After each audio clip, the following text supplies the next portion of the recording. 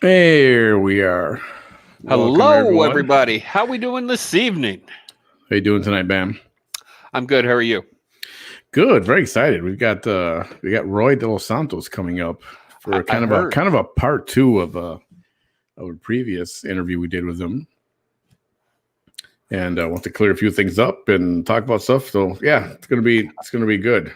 I'm excited to meet our esteemed guest this evening, and for everybody out there, I'm going to try to be on my best behavior because y'all know I'm the king of the F-bombs and the MFs. So I'm going to try my best.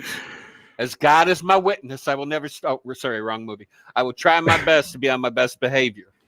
Yeah, believe me, if I had an electric zapper every time we did, I'd have that sucker ready in my hand right now. Oh, Lord have mercy. Let's see. This early comment came in. Yes, we will get to this, Yolanda. Not a problem at all. I got you. Copy loud and clear.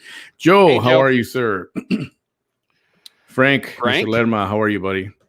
Glad to see you here. Hi, Hey, Rosie.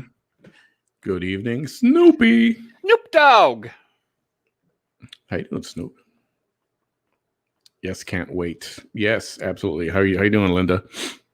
Bam, she needs your cursing though, but you know what? We're still going to do a show a little bit later after this. So we will. So you'll get plenty of fill my Fs and my MFs. You'll get your fill of them. I promise. All those F-bombs. He's just going to stow them away until later, and then he's just and I promise we'll talk about my best friend Nancy. She, you know what I always say. Snoopy's looking forward to the interview. Joe, also, yes, sir. He will be on just a few minutes. Just going to do a little bit of back and forth regarding some of the situation that happened earlier today with former police officer. What's his first name? Is it Derek? It is Derek, I believe. Derek Chauvin, found guilty on all three charges in the murder of, and as it should be, because last night I said, I seen nothing but guilty there. Once the handcuffs are on, the fight's over. If you need to put pressure on him or sit on his butt, okay, you don't need to throw 180 pounds of pressure on his neck. He's down on the ground, stomach down. Sit on his damn butt. If you need to feel that he's wiggling like a worm and he's not supposed to go anywhere, sit on his butt. He won't move. Yeah, and it's a lot of repetition of what we said last night. We just don't get it. We don't get it. The guy's cuffed. The guy's not moving. At one point, he started to become unconscious. Once that happened, like, all right, maybe, you should have lifted your knee a long time ago. Yeah, I mean, I seen nothing but pure murder in every video I've seen. And Maxine Waters kind of gets let off the hook. Yeah, Miss Maxi Pad. Yeah, she gets let off the hook because of the not guilties all the way across the board.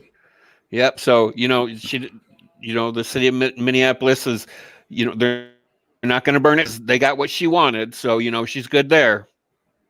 But I still say, if you're going to incite riot like Maxine did, okay, well, look what Trump did, and he did nothing, but yet they're impeaching him. I mean, double standard. Get Maxi Pad out the house. She done. I mean, hell, she's 300 years old anyway. Yeah, the double standards have been very obvious over the last 5 years. And so goes to show you, if you're it's nothing new. It shouldn't surprise us, Yeah, well, yeah, if you're a Democrat and you're in Congress, you can get away with anything. Yeah, pretty much. They keep saying, "Oh, nobody's above the law," and Trump is not above the law. It's like, yeah, look who was really dangling on that line of law and lawlessness. Who is that really? Oh, that's my best friend Nancy. She Yeah, incredible. So because of that, like we said, nothing happened. There was no riots. At least I don't think there are. Well, and there shouldn't be. And there doesn't need to be. I mean, it's pointless. I mean, granted, you're upset. You're pissed off. I get it. I was upset about the whole situation.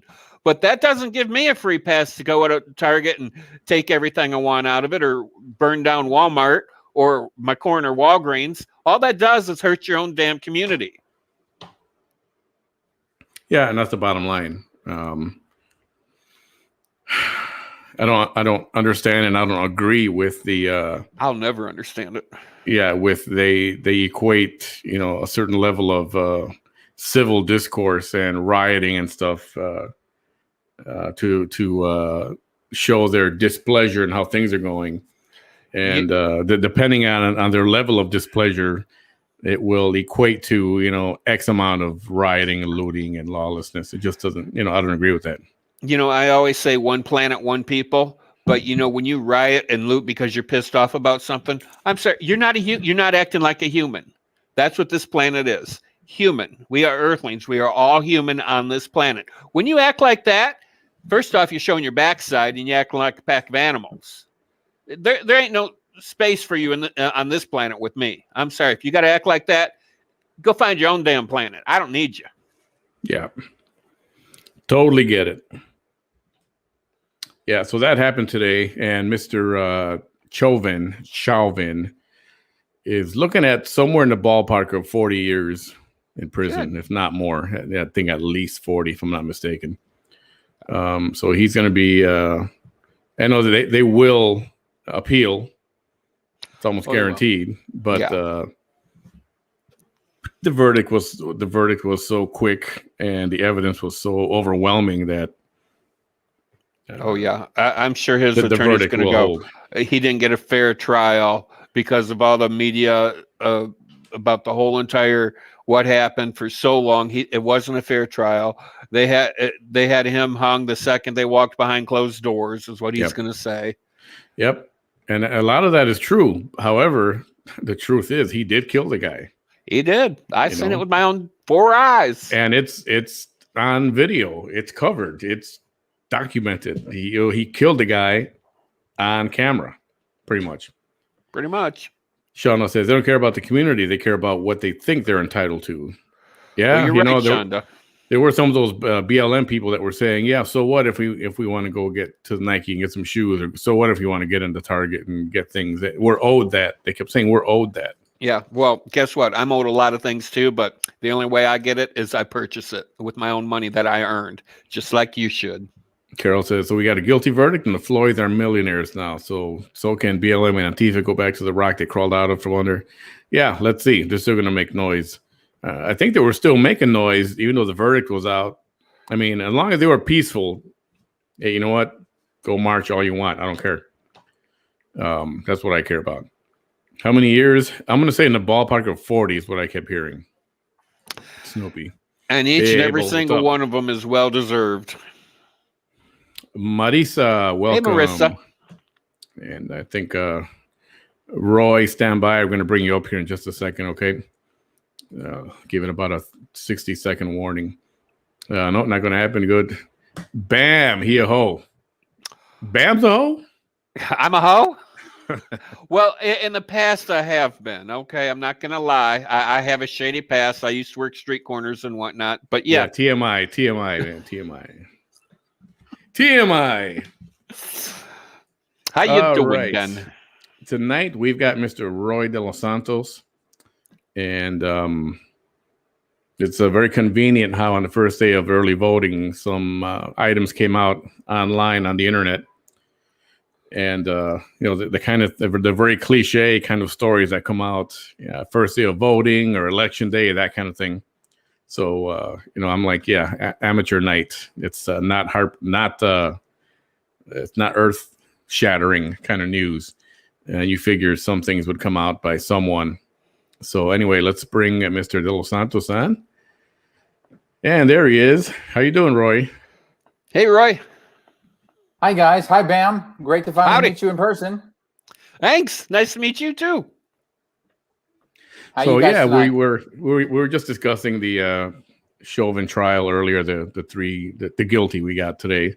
Yep. Which was I don't know. I was afraid possibly for a not guilty for some bizarre reason, but I'm definitely glad that didn't happen. Right. And I don't think there was any way possible that he would get a not guilty, not even on a single one of them. Having said that, I'm hoping that the jury wasn't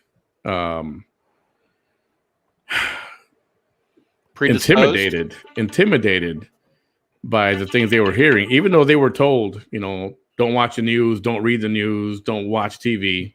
Yeah, they took phones away from them. They were sequestered. Yeah, I mean, I don't know how much you can really control that, but it makes you wonder, were any of them really, really voting not guilty, because they really felt that, or did they just not want civil unrest, right? So you would justice hope. is supposed to be blind. That should not have been a factor, and I hope that it wasn't for any of those jurists. And I think it's a real testament. Too often I think we see, and I know people often feel a sense of urgency to rush to judgment, but a lot of times when we do that, the prosecution doesn't have the time to put together the case properly. And I think in this case, there were so many members of the public who took their own video, who are willing to come forward and testify to ensure that justice was done. So I think this is a win for the justice system in America today. Absolutely. This trial, we saw what happens when you just quit freaking rioting, let the law, let the courts do their thing. Yes. And this is what's supposed to happen. Well, like I've said in the past, justice is not fast. She's not swift. Right. And everybody, especially with the Rodney King beating, and then there was that issue in Missouri with that other black guy being shot or something by the police. It's not a fast process. The prosecution has evidence they got to collect. They got interviews they have to do. It's not fast, but it will happen. You just have to be patient. And you think it would be fast. You think it would be fast with so much evidence. I mean, the guy was murdered on video, on tape, on video. They did this in right around a year, I think. It's been right around a year, right? Yeah, right at about a year. Yeah, this one was pretty quick because every other one, it's over a year. All right, Roy, how's the campaign going? The campaign is really going great. I am enjoying the heck out of it. I love talking to people. I just had a meeting tonight with the homeowners in Hidden Valley. It kept me there for almost 2 hours, and I probably would have gone another hour with them if I didn't have to be on here tonight. But I love the opportunity to get in front of people. And every time I do, and I've told you this before, Manny, any question, no holds barred. People should feel free to ask anything on any topic. I'm always happy to talk about the issues, where I stand on issues. I'm not going to pander. I'm not going to sugarcoat things. And I'm not going to try and say what I think the people want to hear to get their vote. I'm just going to talk straight, tell it like it is, so that you all get to know who I am. And if I'm lucky enough to have your faith and favor on election day, then I'll serve faithfully. My kind of guy. I love people that don't sugarcoat anything, because that's me. Yeah, that's I hear that about you, Bam. And you know what? And that's a good thing. So having said that, I have a question. One of the other candidates from a different district was was this strictly a third district meeting, or was this open to all candidates? Because some were saying that they never got invitations. My understanding tonight, it was just one-on-one, and I hear they're doing one-on-ones with candidates. Now, I don't know if they're reaching out to all. I know I've seen some other sites where they're thanking all the candidates who came on with them and wishing them luck. And I can tell you there's some that I've come across that I had never heard from. I never got invitations to. So I'm assuming that there are groups out there that are choosing who they want to have come speak before them. This wasn't anything that I solicited. They reached out to me, and I'm always happy to accommodate any requests, so long as it's not from a candidate themselves. Because I don't want to look like I'm endorsing someone else, and I don't want to get into somebody else's race.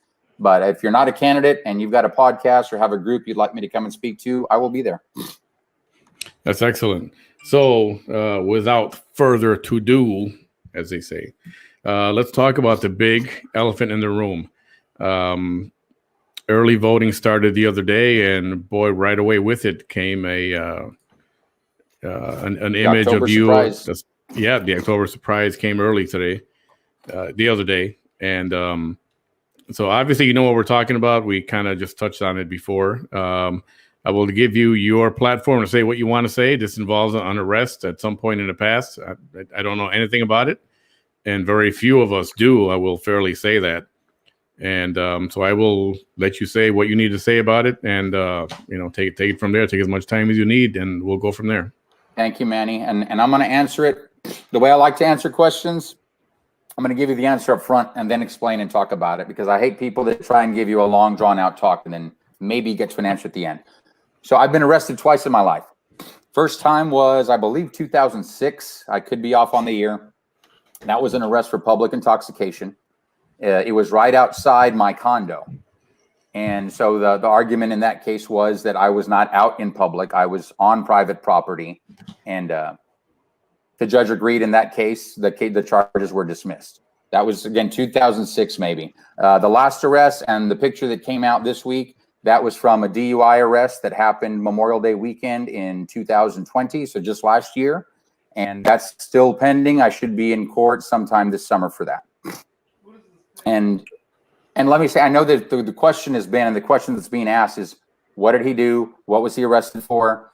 I've been ready to answer that question because when I ran for office back in 2007, in the first forum I was in, every candidate was asked, have you ever been arrested? I was shocked that I have not been asked that question yet this cycle, but I've been prepared for it the entire time.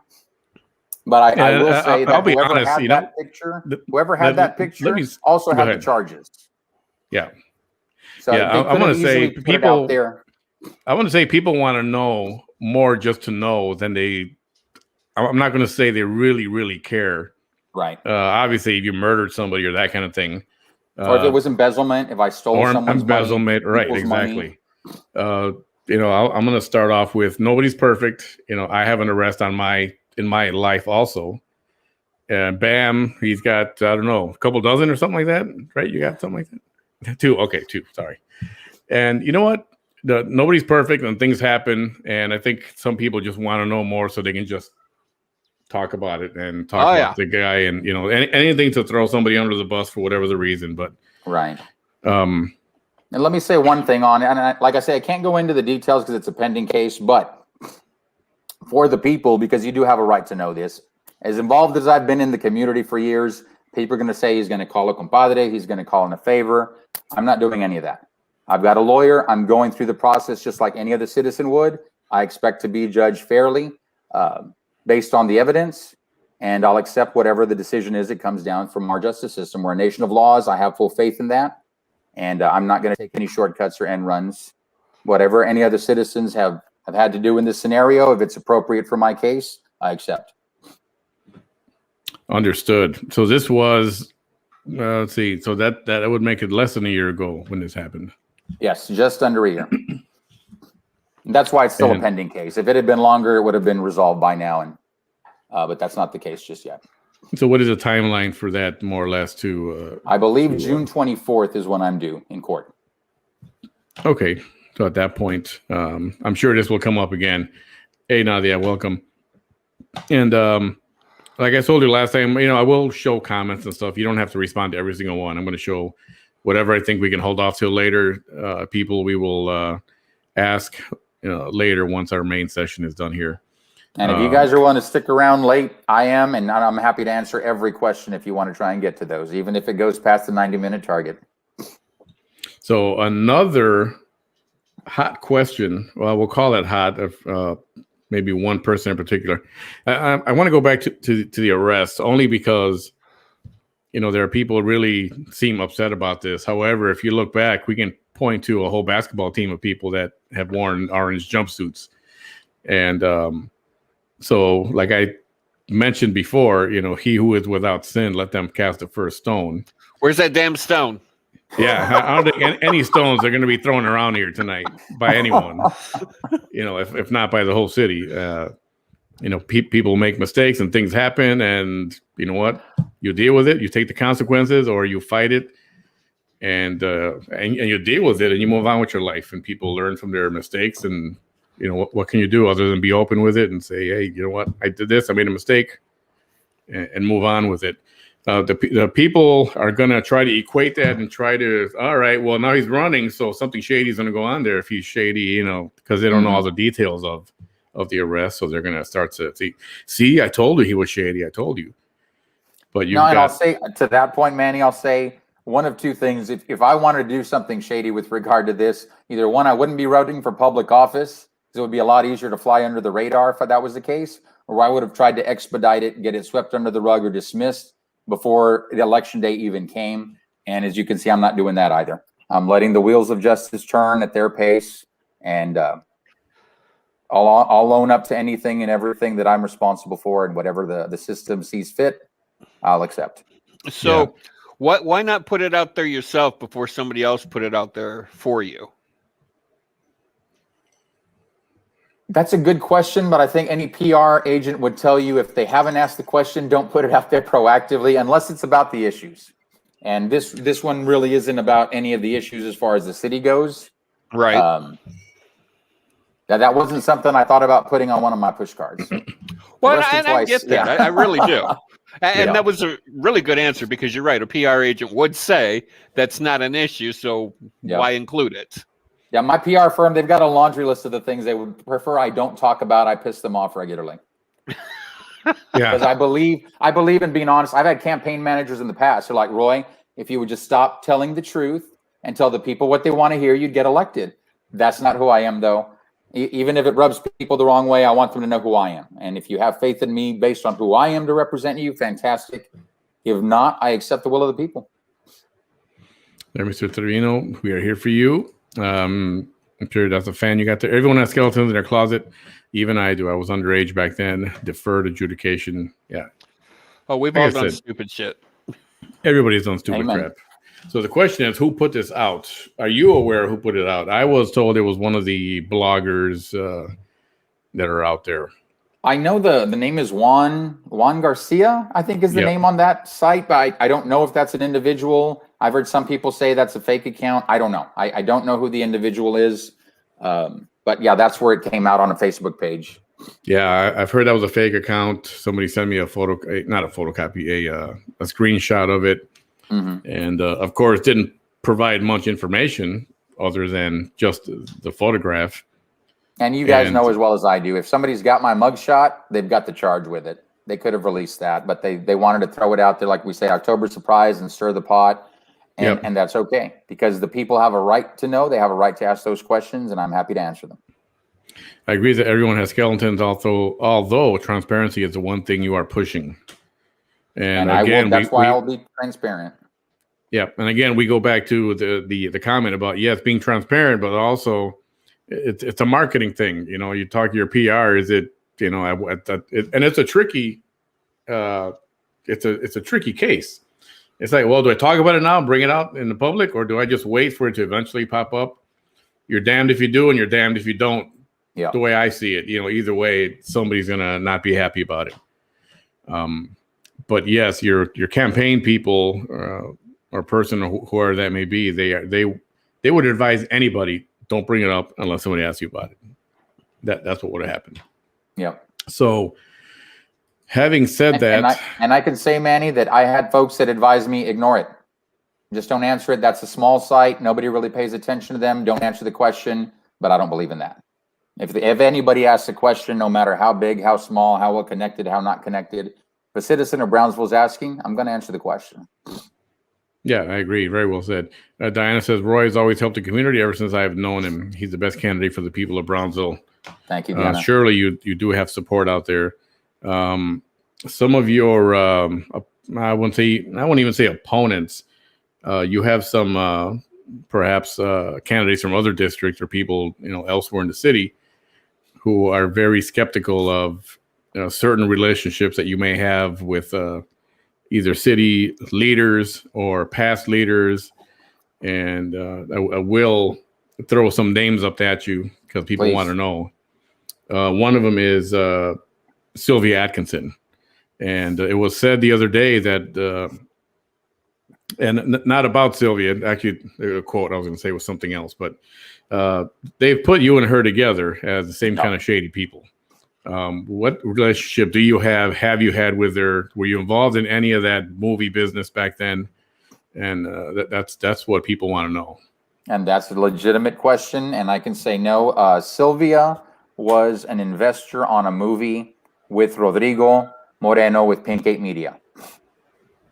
When I saw that movie, I ran into Rodrigo, and he and I go way back to 10, 15 years ago. And I liked the movie, so I told him, if you're ever looking for investors, let me know. A couple of weeks later, he called me. He had a short he was about to do, and his financing had fallen through. He asked if I was serious and if I was interested. We got together, read the script, liked it. 3 weeks later, we were shooting. Sylvia Atkinson was not an investor on that. I did not invest in anything that Sylvia did. We did have one meeting, because as I understood, based on their relationship from that first movie, she had some good contacts in Hollywood that could be helpful since I was wanting to get into the film business.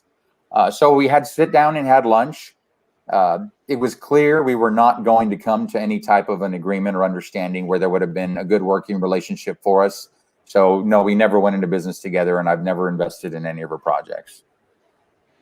So yeah, and I think I was painted as an investor. Why would the mayor endorse an investor of Sylvia Atkinson's?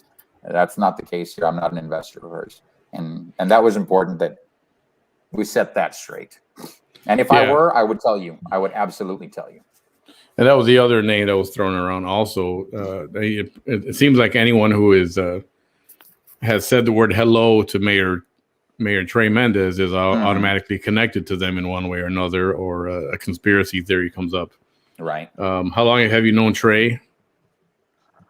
I don't think I really got to know Trey until he was on the TSC board, and I don't think I even met him in person for many years. It might have been, I think he served 2 terms before he ran for mayor, and I think it was, I'm assuming it was during the 2nd term.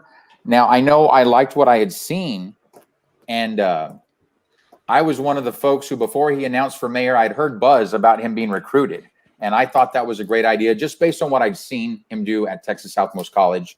So I would even hit him up on social media, encouraging him to accept and to run for mayor. And I'm glad that he did. Just based on who I've come to know him to be. And there's no way he's going to have a perfect track record right now.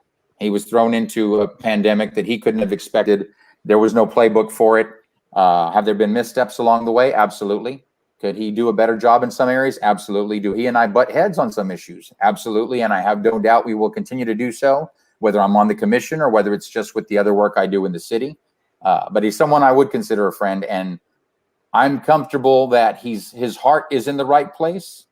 Although I think with any type of individual, based on their background, based on their experience, they might have a different way of looking at things. And because of that, it might be skewed a little bit. They might be missing something. And I'd like to think that I can help start to get some of those folks stop and look at it from a different perspective.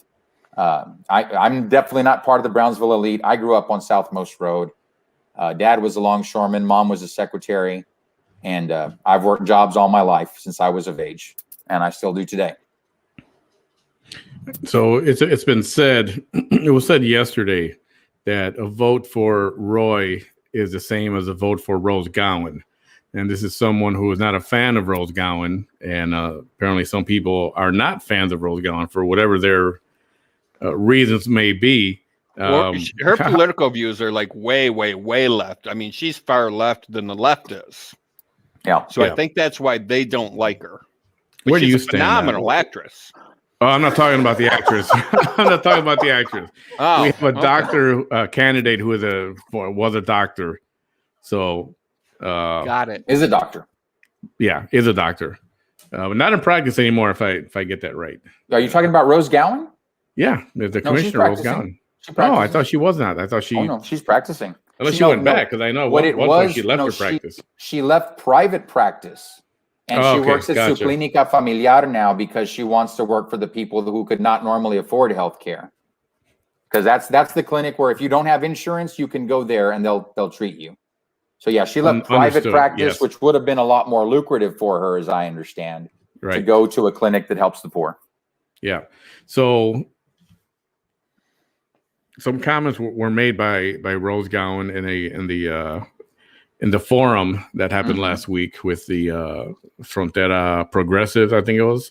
I think who did that last week that you were at. Yep. And so obviously you're not going to say any negative comments toward her, and I wouldn't expect you to, but how does that sit with you? I mean, how do you take that when someone says, well, and what they're doing is they're trying to put you in the same, what they call, oh, he's part of those elite candidates and people that are connected and do favors for each other. I've heard that a lot, and I can say that I'm not the beneficiary of any of those favors yet. My bank account's probably just like your all's, check to check for the most part. So definitely not part of that circle. And yeah, I've heard a vote for Roy is like a vote for Sylvia Atkinson. I've heard a vote for Roy is like a vote for Rose Gowen. I've heard all the grant monies that get given out in Brownsville are the same 10 people, and it's friends of Trey's, friends of Rose's, and friends of Roy's. I don't know how I made it into that inner circle, but I'm not pulling those strings. I asked my friends today, did you guys get some money I don't know about? No one's fessed up yet. So I don't think that's the case. And I can understand, though, it's a popular tactic in politics. If you want to push an anti-incumbent message, and you've got one race in particular where there isn't incumbent, and whoever you're against, you're going to try and align them or malign them with the incumbents so that the public won't consider them. And I think that's what's going on here. But honestly, anybody, and Rose and I are another one. We're not going to agree on everything. We're not going to see eye to eye. We're definitely going to butt heads. And Rose is another one who, that's a prominent family. And she has likely had a different upbringing than I did. And being a medical doctor, I'm sure she's better off than I am. So she may not have the same perspective when she thinks about things. But I'm hopeful I'll be able to help open her mind in some areas where we don't see eye to eye. But based on what I know about the woman, her heart's in the right place. And I think if it's put to her the right way and it's something that she's missing, I have no doubt she'll open her eyes and say, you know what, I never thought about it like that. And she'll support what the right thing is to do. So I don't mind. I don't mind anybody trying to draw a parallel between me and Rose Gowan, because at her heart, I think she's a good person, and I think she wants to do good for Brownsville. Yeah, one big, I'll call it a narrative and perhaps a criticism, is that the push for the bike trails years ago and cyclopia and this drive to get Brownsville healthy may have cost too much and not done enough. What is your opinion on that situation? Is that money that's just could have been better spent elsewhere? What would you have done different? I would need to look at where all of the funding came from, how much of it came from grants, which were, and let me say real quick, and I apologize for when I look off camera. I know I told your viewers on my first show, I've got one kitty cat and he's blind and he likes getting into things, especially when he hears me talking. He's like, what's going on? So that's why I keep looking over and reaching over as I'm petting him, because I don't want him jumping off something high. Gotcha. But yeah, when it comes to the trails, I think getting Brownsville healthier is important. Very, very important. I've been on a health journey for the last 3 years. I'm very proud of my accomplishments so far. So I applaud anybody who wants to do that. Now, when it comes to the funding that we're spending on it, especially when we're talking about our general fund, the taxpayer money, and I just had this conversation tonight with the Hidden Valley homeowners. First, foremost, are the basic needs of the people being met? If we are taking care of everyone's basic needs when it comes to electric, when it comes to transportation, streets, trash, everything. If we're taking care of everybody's basic needs and we've got surplus money and want to go into bigger quality of life projects, fantastic. But I don't know a single citizen who today would say to me, there's not a single thing I need from the city of Brownsville. All of my needs are being met. Yeah. I don't know of a single person like that. I can't say that that's the case for me.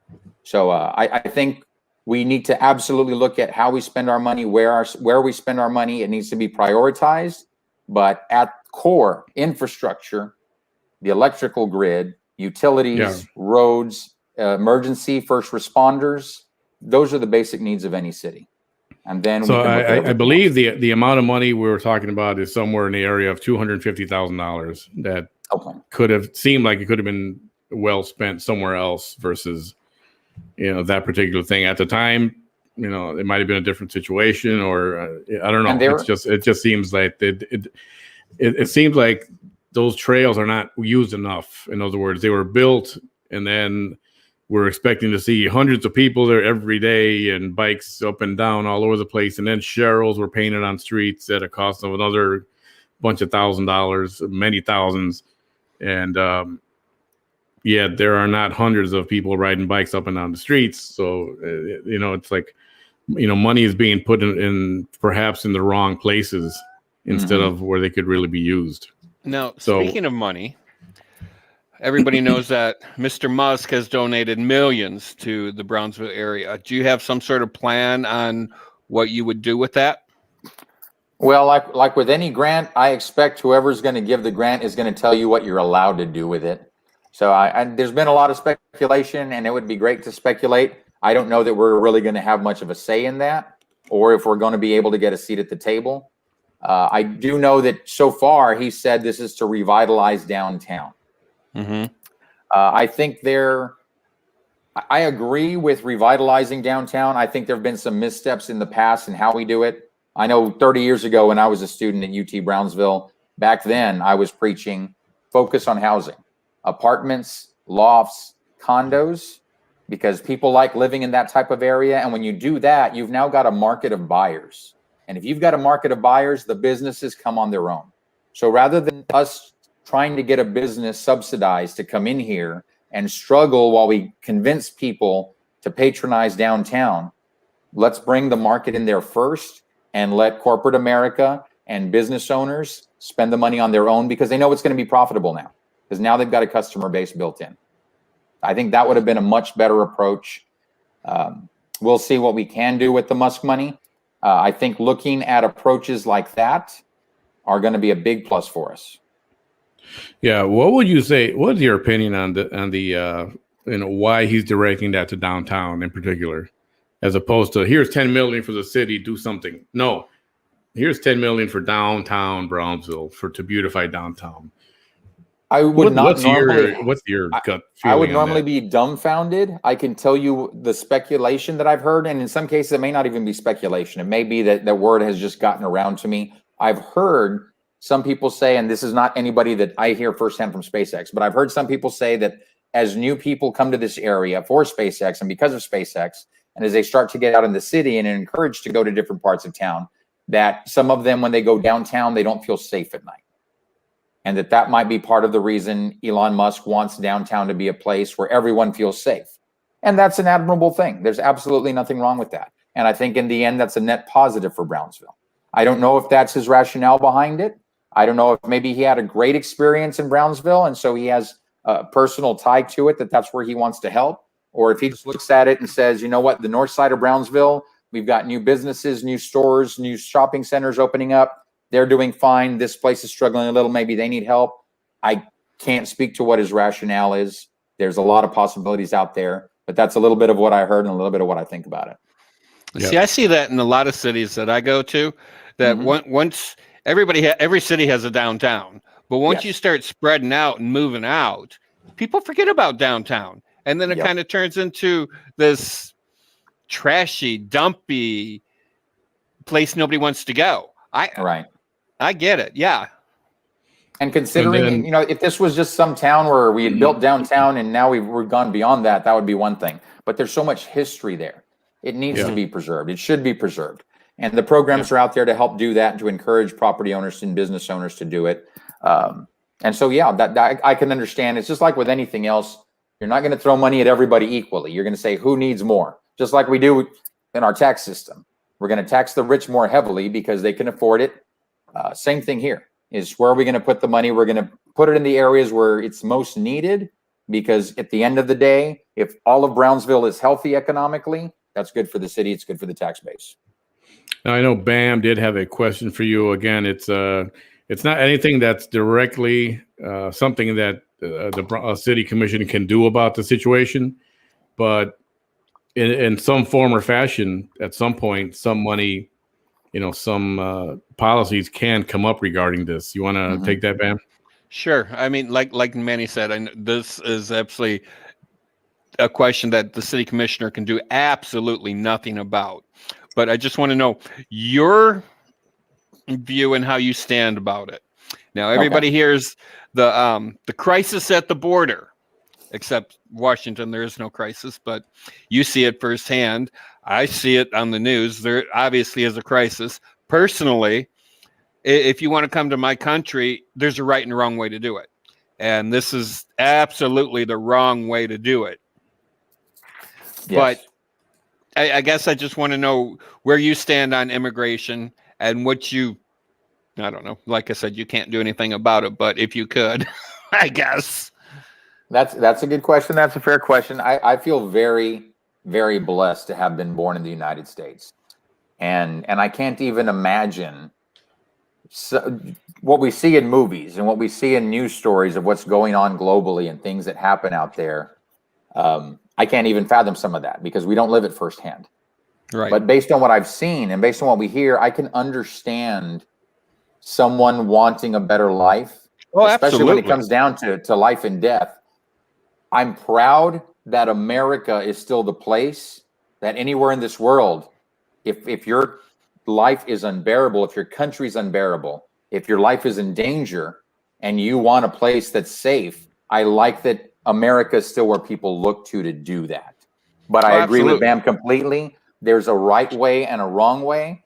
It needs to be done the right way. Part of our problem is the way we built the system. You know, it's basically, you give us some lip service and say X, Y, and Z, we're going to give you a court date, and then you're free to go about the United States and possibly never show up in court. And so now you're taking advantage of all the benefits of being the United States of America without having done it the right way. So part of it is our fault because national policy allows for that. As a city commissioner, there wouldn't be much I can do other than lobbying our officials first at the state level and then at the national level, doing whatever we have to put pressure on them. Funding would be one thing I would put additional pressure on because we allocate funding based on the census, but that's based on who lives here. Now, when you're bringing in immigrants over and over and over through our city, you need to look at what impact does that have on us and where are they going from here, whether it's by bus, by plane, whatever. Where are they going? Those communities and this community that's being impacted, if it's because of federal policy, we need to be provided for by the federal government to offset that because the taxpayer should not have to foot that bill.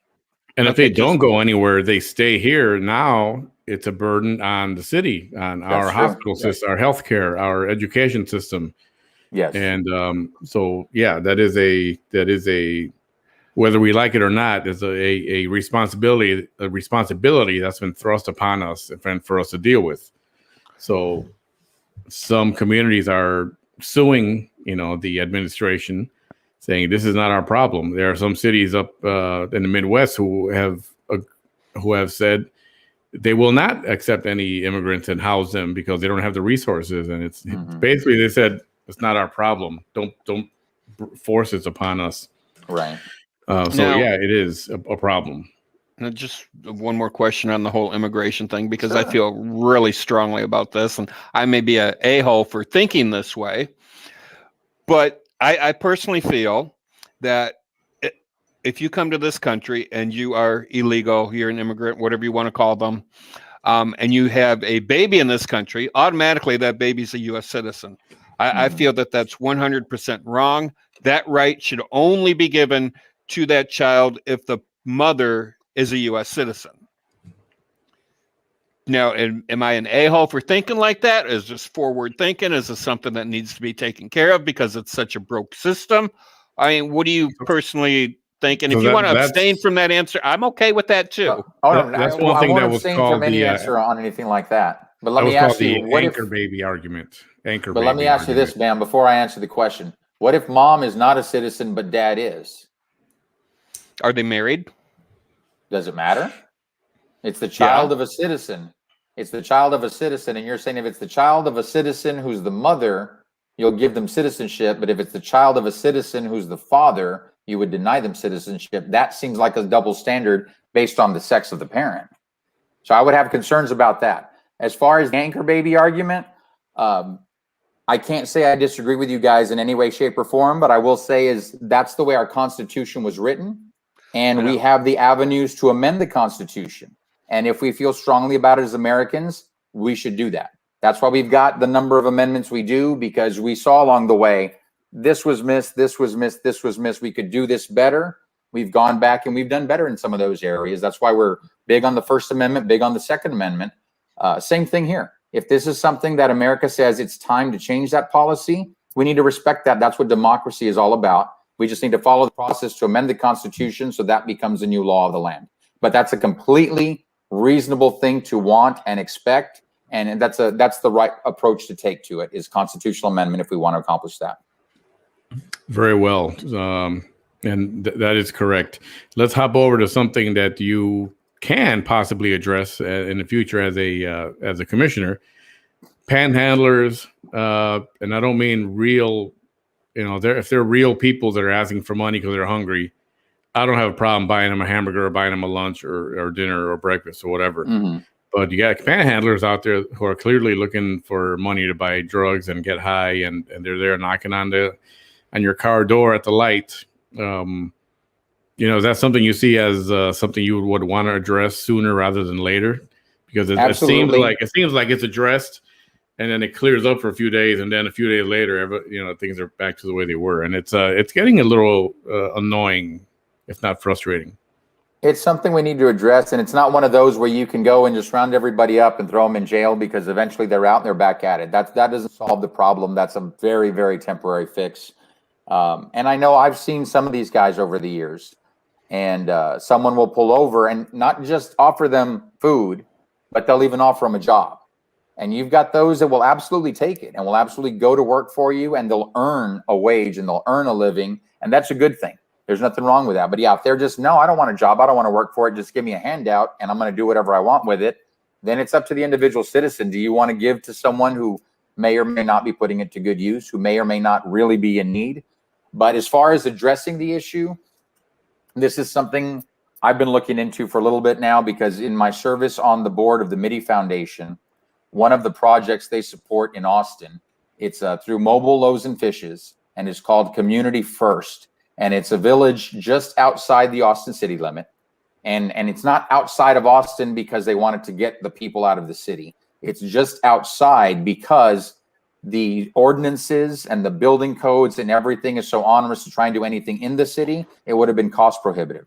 So the folks that are doing this, and a lot of it, they did self-financing when they started it. It's up to a 137-acre community now.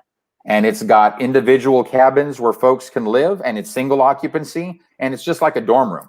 You've got community bathrooms, community showers, community kitchens, but you've got your little cabins. And then there's some trailers where husbands and wife, if you've got a couple, and now they're building 3D homes in those areas as well.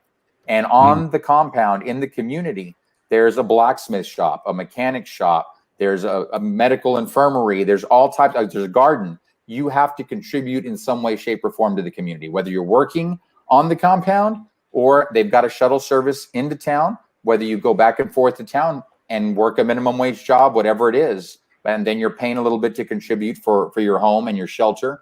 But I've seen the work that these people do, and then they sell the goods that they make.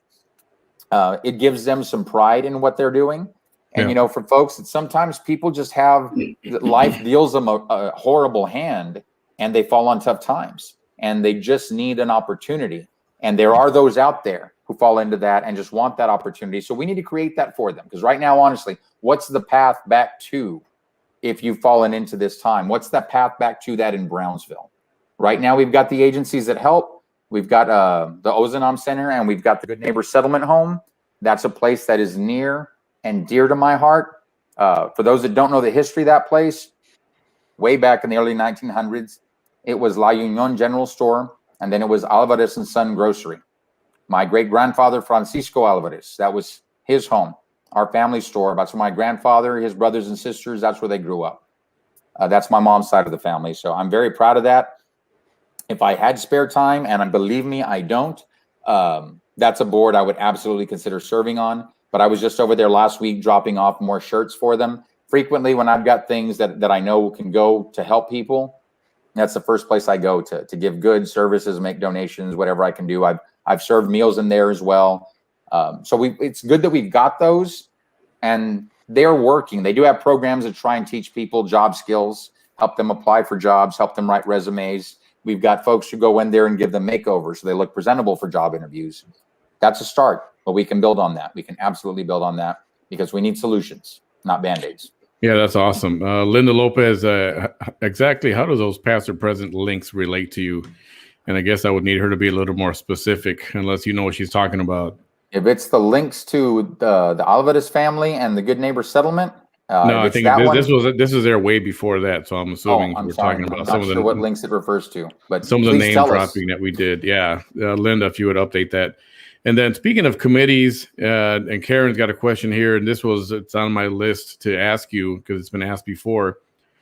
How many committees are you in? And people are worried that you might be involved in too many things. How are you going to divvy up your time? And that is a very good question.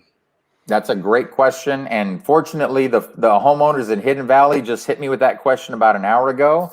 So I'm totally prepared to answer it. I'm going to remove the comment just so we can see Roy. There you go. Okay. What's that? I was going to remove the comment just so it's not blocking your face. Yeah. Thank you. So I already knew going into this, because that's definitely a concern, is I don't want to be a part-time commissioner. I want to be able to take care of the needs of the citizens in my district and the citizens in Brownsville. I'm not going to ask you where you live and say you're not in my district, call your commissioner. That's not who I am. But I'm telling everybody right now, at a minimum, there will be 3 of the boards that I'm on today that I will be stepping down from. Automatically, the Board of Adjustment, it's a city board. If I'm elected commissioner, my philosophy, very, very strict. Commissioners should not be serving on boards. So I would automatically resign from the Board of Adjustment. I would expect that as this commission is moved to 1 commissioner, 1 appointment, that I get to name my replacement. And that's an important board to me, because that's a quasi-judicial board. That board interprets the law and applies it to the rights of homeowners. Decisions of that board can only be overturned by a district court or a county court. They cannot be overturned by the city commissioner or the mayor. So it's important that we have somebody very, very qualified in that type of a position. So I would insist on that, but I would be stepping down from that board. The LGBTQ task force is one that our work is wrapping up, and it should become a full board, especially because task forces have been sort of ambiguous, and there's been confusion about what rules and laws apply and don't apply, and I don't believe in that. I think that the rules need to be fair for everyone across the board. Everybody should have to comply with the Texas Opens Meetings Act. Every citizen should be able to see every one of those meetings. Every one of those board members should understand that you're a public servant. You may not have been elected by the people, but you're elected and appointed by the people's representatives. And that means when you're doing business for that board or committee, anything and everything you're doing is public record. Even if it's your personal cell phone, even if it's your personal email account, the people have a right to see how you're deliberating, how you're discussing, because you're controlling public interest. So getting people who understand that and who know that is a priority for me. But so the task force, I would be stepping off of, because that's going to transition to a board of adjustment. And the other one, this is, I believe, no, it's not the last one I joined, Camille Playhouse. And this is a place I love very much. Family members have acted there, friends have acted there. And there's so many people there, amazing people on this board with a real passion for the theater. I didn't come in there to be here for the next 10 years running Camille Playhouse. That was never my intent. There was a lot of speculation about why I got involved. I got involved for one simple reason. It was a tough time for them. They were struggling. And it was very clear that with all the talent they had for theater, the side that was being neglected was the business and the administration side. And I made it very clear that's what I was coming in for. I wanted a team of folks that were with me that I worked with in other organizations who were good at the marketing, the advertising, the finances, policies, procedures, to put that in place and then let the folks who know and do theater best go on with it. You know, I don't need to be there forever. I know some of those board members will hate to see me go. Some of them will be happy I'm gone, but I will always be in the audience. And it's very fortunate. Our past executive artistic director, Chris Eichner, a very, very talented individual. And it was unfortunate that we were suffering financially at the time. The pandemic did not help. So we had to part ways because we couldn't afford to keep someone on. But during his exit interview, one of the things Chris recommended was, when you get to the point where you can hire staff again, start with the office. That's where Camille needs it the most. So even Chris saw it. I agree with him 100%. I think my board, for the most part, is on board with that, and I trust them. You know, I'm going to continue to be here with them for as long as I can. I don't need to hold a seat to be able to help Camille Playhouse from the sidelines. But if I'm elected by the people, my first priority is going to be to Brownsville as a whole. So absolutely, those 3 boards I would give up, because I'm not going to do a half-assed job for the people of Brownsville. There you go, Bam. I got the curse word in before you did. Now, one other quick question on that is, people are very concerned that when they have an issue, it falls on deaf ears. They can't get a hold of anybody. It's difficult to get a hold of it. I'll say it, freaking commissioner. I can't get a hold of him. I can't get a hold of her. Are you going to do anything if, let's say, you win and you have your seat there, to be easily accessible? You know, I'm not saying everybody, you're going to give out your cell phone number to everybody, because obviously for many reasons we don't want that. But is there going to be some kind of avenue how you can get to Roy, you know, call this number, and every day, every other day, you're going to listen and you're going to, you know, get back to people? That's a great question. And this is one of those double-edged swords, but I love talking about it. First, Even today, you go to my campaign website, www.voteforroy.com, and that's the number 4. And we're going to go there in a minute because we want to see this campaign finance report, and we'll talk about that rumor in a little bit too. But on this website, on my website, my personal cell number is on there. On the Sombrero Festival website, where I've been a board member forever, my personal cell number is on there, and my email address. You can get a hold of me at either one of those. So I believe in being accessible. Additionally, I want to have town halls where the people can come and talk to me as a commissioner. I've been to too many town halls as a citizen where you might have some staff, you might have some consultants, you might just have a video camera that they tell you the commission's going to watch later. Not good enough. I will be at a minimum of once a quarter at a town hall, and if we can do more, I plan to do more. But the citizens need to be able to have their voices and their concerns heard by their elected officials. On the flip side of that, I think part of our problem as a city has been the fact that unless you know someone and unless you've got a good relationship with your commissioner, it's hard to get things done. That's a huge problem, because then that also plays into commissioners amassing power and then being hard to defeat, because everybody's beholden to them. Because you pick up the phone and you call that commissioner personally, it happens. But if you file a complaint and raise a concern like an average citizen does, nothing ever gets resolved. So the other thing, and I think this is even bigger, is fixing the 546 help number. Now, I started with AT&T as an operator. I've worked in the call centers. I've worked Office of the President during work stoppages, and I've worked with Office of the President for years. And one thing I know is troubleshooting and resolving issues. The city has yet to take me up on my offer to help them get in there and clean up what we need to clean up in this department. But that department should be so efficient that whether you're calling it in, putting it in on the app, however you're submitting your complaint, you should be able to go in there and get regular updates to see where it is in the process and when it's resolved. And right now, you can put in a complaint and eventually you'll see one day where it says the case was closed. That doesn't mean the problem was fixed. And I've seen firsthand where problems were not fixed a year later, but the case has been closed for 11 of the last 12 months. That is a problem. And corporate America, those policies and practices are tried and true. They can be applied here. They're not being applied here today. And I see too many instances where you've got a citizen like myself willing to come in and consult and offer time for free, which is good for the taxpayers. It doesn't get taken advantage of. And we're still stuck with a system that doesn't work and keeps citizens beholden just to an elected official. And you're creating bosses just like the old days where you've got to go through them. You've got to kiss the ring if you want a favor. That's not how our city should run. We're too big now. Anybody should be able to call a number and every citizen's complaint gets handled equally and efficiently and appropriately. In a timely manner. That's absolutely something that people want to see. And you know what? It makes a difference to them when they can actually get a hold of you or actually get a response in a timely manner. Yes. Hey, I'm calling you back. This is Roy. They'll say, you're the commissioner, and get a call 24 hours later. It's like, whoa, somebody's listening. That's so impressive. Definitely that would help. I want to read this comment here. I want to say something about it before you answer that. Okay. And then before we get to, I'll name drop another name that's been brought up with you. Roy, this is something of concern to me. I think you have made the reference to several people in the commission and the mayor as good people with a good heart and or a friend. Will you be able to serve for people or just fall right into this elite team? Now, I've got a problem with that in that who's saying that they're elite? Who are these elite people? And why do you use that term elite? The way I see it, people keep referring to some as elite or, those up there. It's you know what? Power perceived is power achieved. So people keep referring to them as elite and powerful people. Guess what? And some people keep repeating that. Well, now everybody thinks these are really powerful and elite people. But if you would address that, what Susan's saying there. I'd love to. Susan, thank you for that. That's a great question.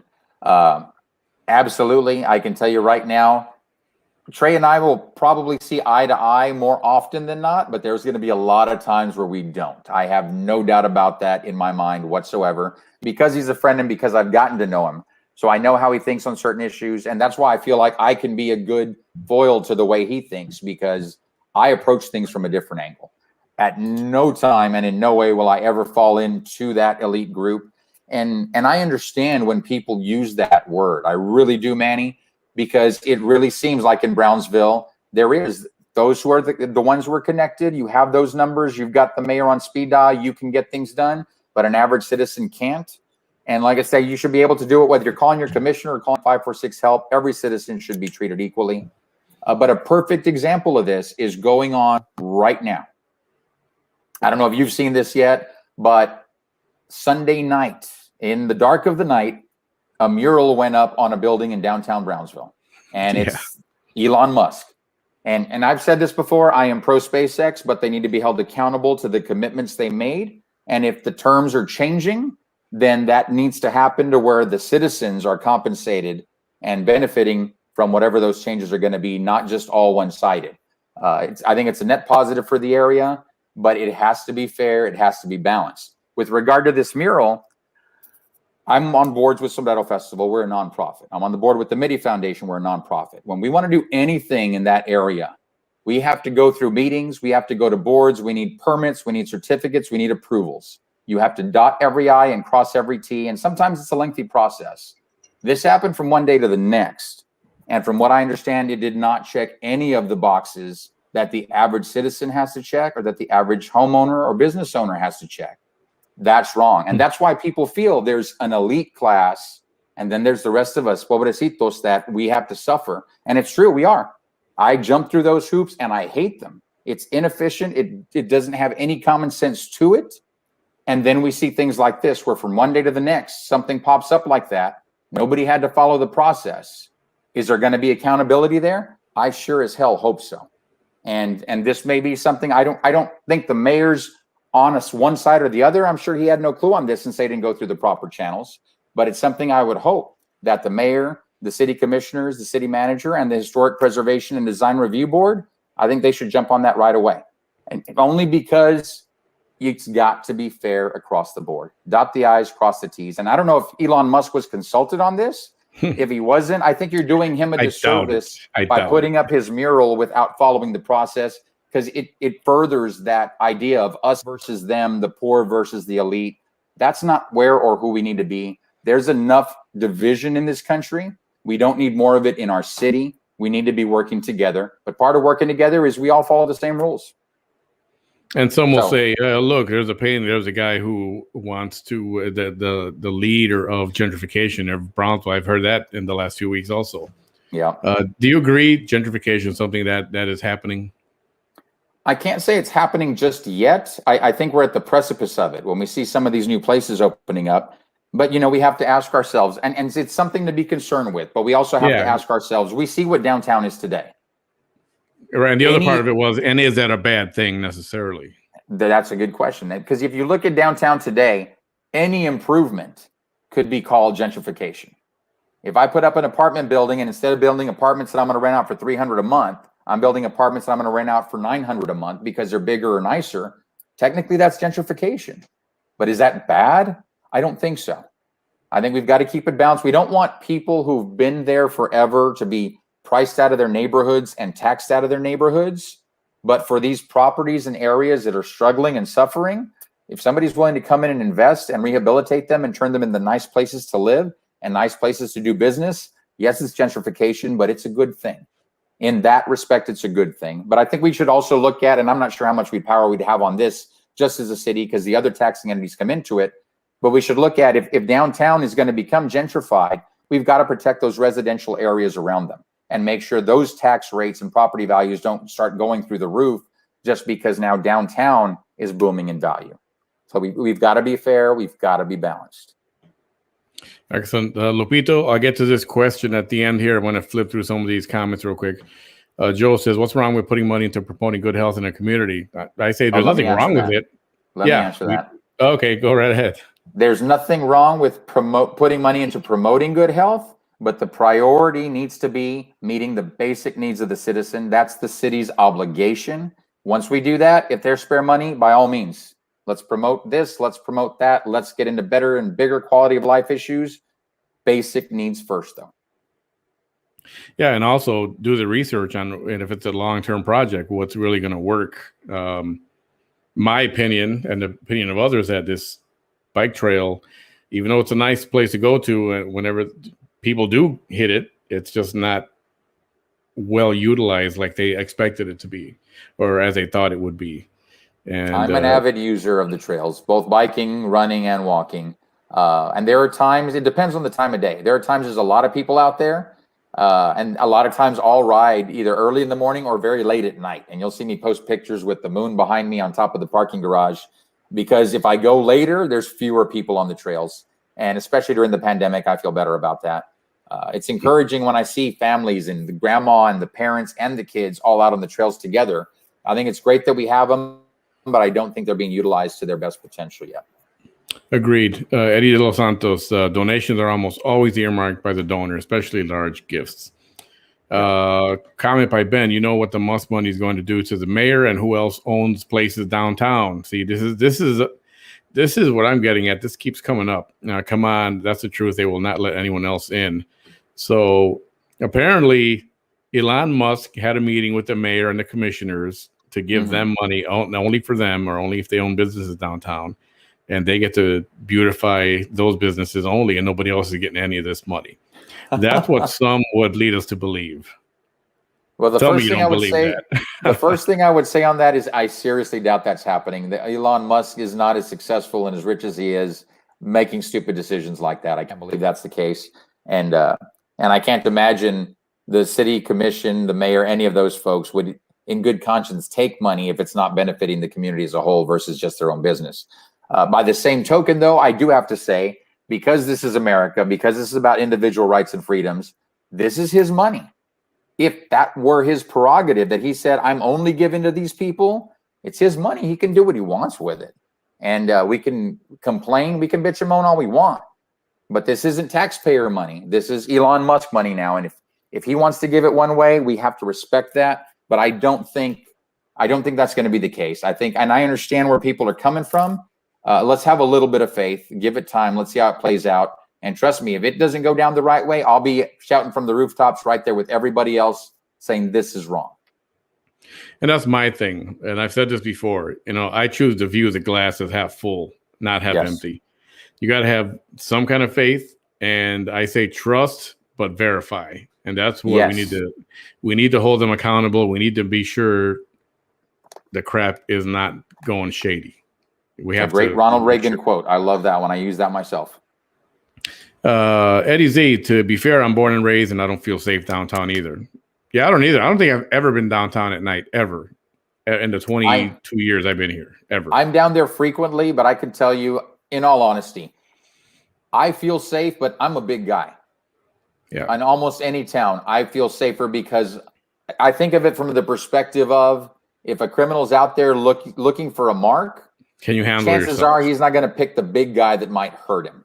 So I can understand how other citizens might feel apprehensive, might be uncomfortable. And people feeling safe is important. We've absolutely got to have a safe environment all over our city.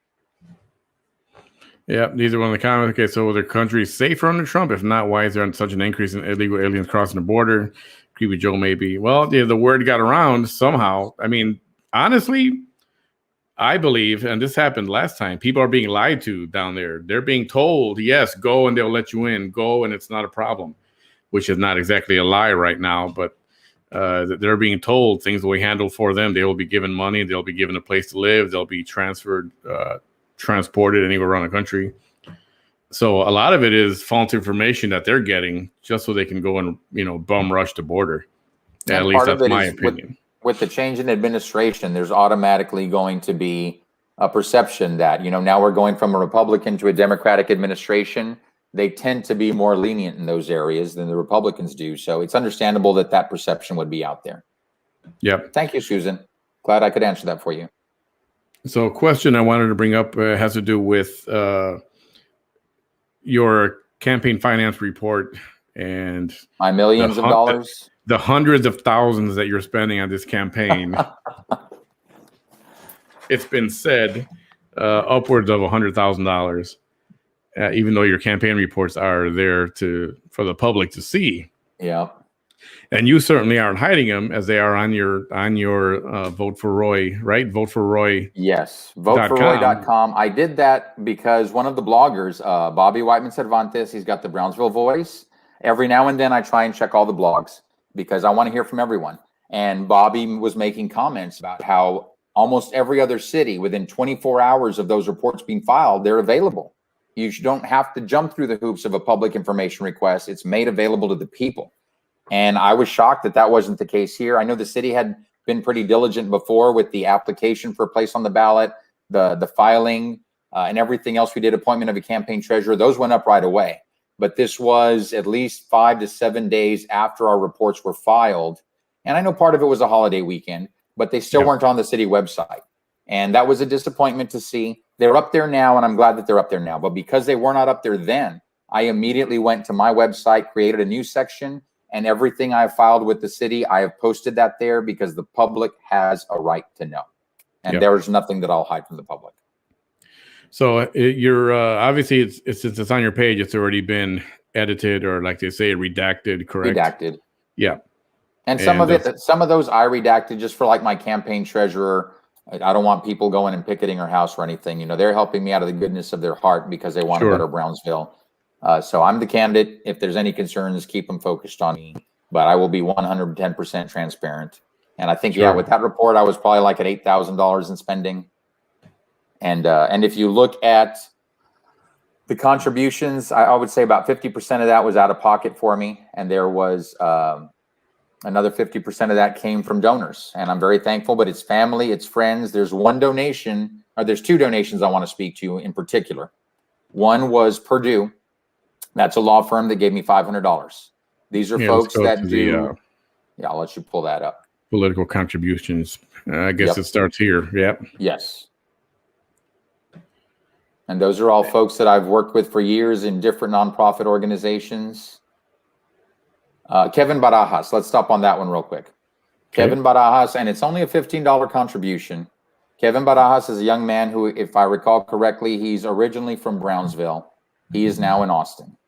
But he was very encouraged to see me running and felt that this was something good to see in his hometown. And because of that, he wanted to make a donation. He was my first online donation, left a nice little note. I was glad to be able to respond to him. I've since added him as a friend on Facebook.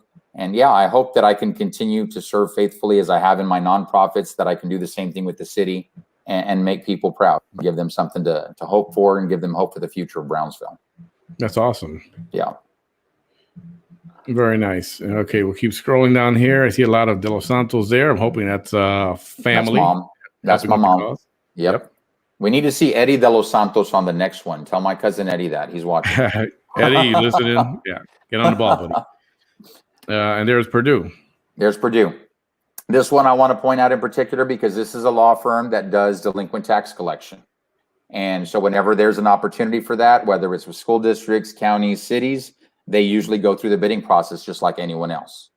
And I need to go back and look at the facts on this, but as I understand it, the last time the bidding happened, procurement came back and recommended Purdue because Purdue had the best proposal for the city, and the percentages that they charge for delinquent tax collection were lower than other folks bidding. And despite that they seemed like a better bid, and despite the fact that procurement recommended them, they didn't get the contract.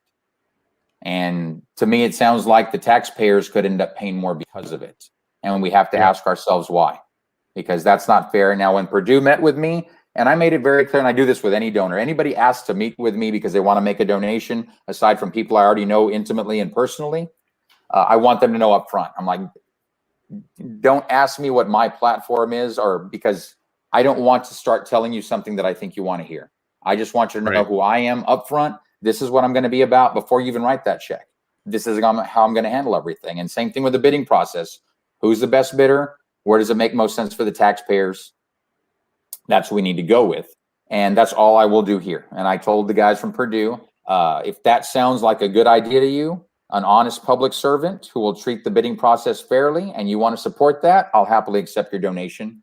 But don't expect any preferential treatment in return. And I feel very confident based on that meeting that they don't. They just want to see the process be run fairly. Which is going to be, that's what's going to be brought up. Like, I wonder what he's going to owe Purdue, Brandon, Fielder Collins. I will owe no one a thing when I get elected, other than owing the citizens honesty, integrity, transparency, and accountability. Those are the only people I owe anything to, is the citizens of Brownsville. You know, I'm scrolling through here and I'm still looking for that $25,000 donation somewhere. Who made that donation to my campaign? Do you remember? Yeah, I haven't seen it.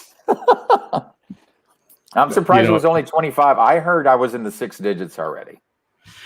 Yeah, I heard it was going to be, when it was all said and done, in the 6 digits, and that you would be owing someone a lot of favors. So we get to the bottom of what. The only other person I'll owe, it will be my consulting firm. I'll be in debt to them slightly. They've been really good about putting me on a payment plan, because I'm not raising a lot of money.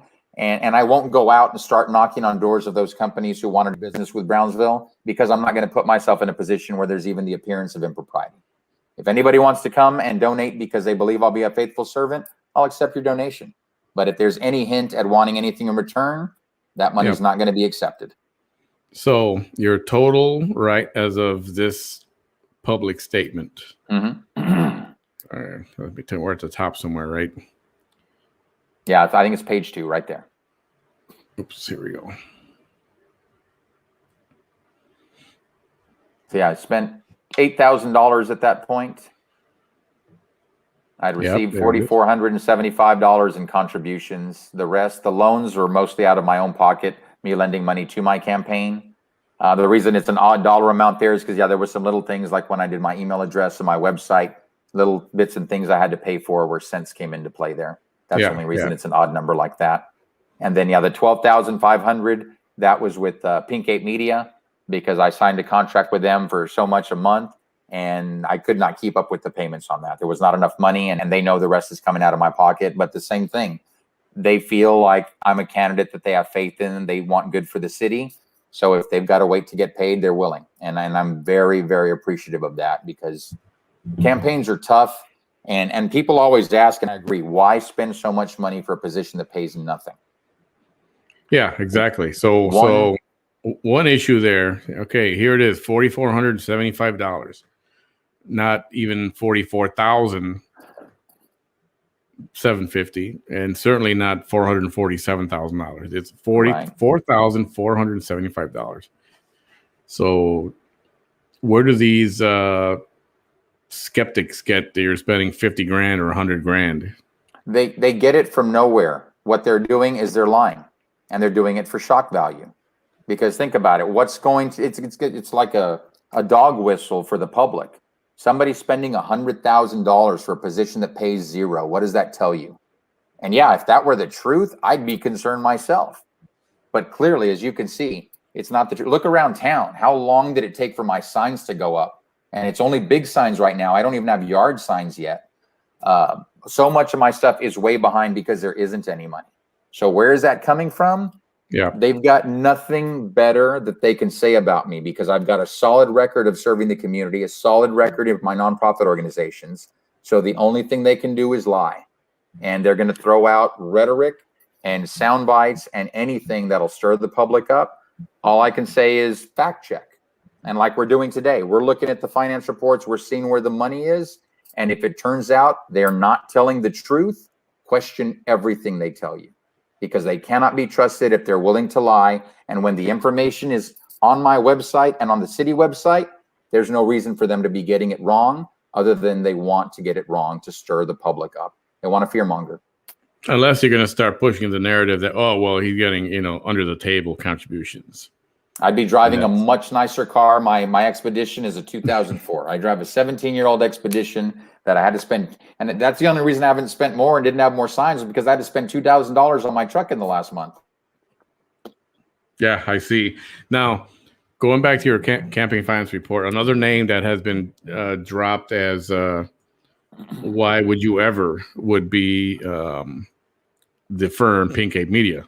And Rodrigo, who has been named in a certain lawsuit, and why would you associate yourself with that? What is your relationship there? Well, one, Rodrigo and I go back to way before this. I knew him back in 2005 to 2007. Good guy. I know him. I know his wife. I know his daughter. Good family. We've made a movie together. We made a short film that did fantastic on the film festival circuit, won 9 awards, and we're working on finishing the full-length feature script and hopefully being able to get that on a major streaming service. But despite the fact that, yeah, now this is my campaign, this is after my movie, now there's this big scandal going on and he's involved. Why go into business with him now? One, look at how he's involved. He is the cooperating witness, cooperating with the federal government, trying to shed light on a potentially corrupt elected official. That sounds like exactly who I would want to align myself with. I have personally filed complaints with the Justice Department when I think elected officials and public bodies have stepped out of line before. There's no and anybody who, if I get elected, anybody who does business with me, just assume that the FBI is listening in, because I want everything to always be on the up and up. And that's the way it should be. So Rodrigo Moreno, he's not under indictment. From what I understand, you can call the FBI and they'll tell you there's no pending charge hanging over his head if he doesn't cooperate. There's nothing where he was arrested in the dead of the night and he's being told, we'll give you leniency if you confess and if you rat these people out. That's not what's going on here. So I don't see anything that would lead me to think that this is a man of questionable integrity in any way, shape, or form. And I personally have never seen anything that would make me question his integrity. And he's got a lot of experience working political campaigns. So it was either going to be Pink Ape Media or Breeden McCumber, who I've worked with for years with Sombrero Festival, both very reputable firms. Rodrigo, because of the campaign experience and the fact that we're movie partners together, that's the way I went. But there's no reason I would give it a second thought. I'm going to take this graphic off the screen. I just want people to see one more time. Still look at it again. If you haven't, $4,400, not even $5,000 is what's out of his pocket right now. Not $44,000. You can pull a copy of it. Pull a copy. And I understand it. There was someone who ran for one of the BISD seats who did spend a considerable amount of money. So anytime that kind of money is spent, obviously they're wondering why. So of course, I would too. I'm glad. Yeah. And even for the few thousands that I'm spending that's coming out of my pocket, why would I do that? I love my community. I really do. I've always tried to give back. I only jumped into this race to make sure that people had a choice. I had not heard either of my opponents' names yet when I filed. The names that I had heard up to then, I hadn't heard the name of anyone I would want representing me. So as far as you know, he's not, his arm is not being twisted, so he better cooperate or else, you know. No indication whatsoever. And my understanding is if you ask the FBI directly, they'll confirm that he's not under any indictment, any charge, any investigation. He's a cooperating witness. What is your, do you have a party affiliation? Do you side with one or the other, or one of many? And I'm open and honest about this. You know, some candidates, they'll block their personal Facebook pages when they run for office. They don't want you to hear this. They don't want you to dig into who they are. I'm very proud of who I am, and I own it. I don't believe you should hide who you are. So you look at my Facebook profile, it'll show you I consider myself a conservative Democrat and a Reagan Republican. I was chairman of college Republicans. I was a delegate to the state Republican convention in San Antonio for Cameron County back in the 90s. Very proud conservative all my life. I'm a fiscal conservative first and foremost. I am pro Second Amendment. I just don't see eye to eye with the NRA. But yeah, I consider myself a conservative, but in this day and age with what has happened in this country, I call myself a conservative Democrat, because the Republican Party is not what it was when I was growing up, when it was Ronald Reagan, when it was about the left is doing this. And you know what? It didn't matter what the left was doing. It was about, this is the right thing to do for America. That's what we're going to do. It was never us versus them. There was compromise. There was working together. Part of Reagan's success was working with Tip O'Neill. Part of Bill Clinton's success was working with Newt Gingrich. When people work together, that's when America is great, not when we're doing us versus them. So I am a conservative Democrat and a Reagan Republican. You're a lot like I am. When I go to vote, I don't consider myself a Republican, and I don't consider myself a Democrat. I more or less consider myself a realist. And I mean that in the sense of I will vote for whatever is best for the country at this particular time. Yes. If Trump happens to be the best out of the choices, absolutely I'm going to vote for him. I mean, very, very few Democrats, I'd say like maybe 5% Democrats are actually worth a shit that are in Congress. The other 95% of them, they need to be put out to pasture. Now, a Congress is somewhere we absolutely positively need term limits. That's the one place I absolutely support term limits in. And that's a position, and I've said this over and over, when you're looking at the Senate, when one man, whether he's on the blue side or the red side, when one man can dictate what will and won't be debated, that's too much power. Because everybody who is an elected representative of the people should have a right to weigh in on any proposal. I think as long as you've got 5 or 10% of the senators supporting something, should automatically have to go to the floor and let the representatives of the people debate it. The other thing I think is we need to pull all of our politicians out of Washington. They are out of touch with the people. They're beholden to the lobbyists and the special interests. And in this day and age, the pandemic has taught us you can do business from anywhere. Keep them in their districts. Keep them in their states, in their congressional districts. They have to see the public and the people they represent every day. And when they want to go online and vote, they go online and vote. But keep them out of Washington. Keep them out of those $1,000 dinner restaurants and the excursions and the private jets. No. Be here working for the people, and that'll save us money because the budgets that those guys rack up and the spending that they do with the travel and everything else, that's our money. It's taxpayer money. Put them in their districts, hold them accountable. Can you all see Nancy coming out of her $1 million mansion to go hoof it with the homeless people in her district of San Francisco? You know, after all, she is a street fighter. She comes from the streets, she says. So she says. I'll tell you who's a fighter and who I really love. And this isn't getting into Washington, North Golonsky. I've had the pleasure of working side by side with Commissioner Golonsky at food distribution during the pandemic. She is so down to earth, and it's clear out there in the trenches, on the ground, helping people. That's where she feels the most rewarded, and that's where she's the most comfortable, and I absolutely love her for that.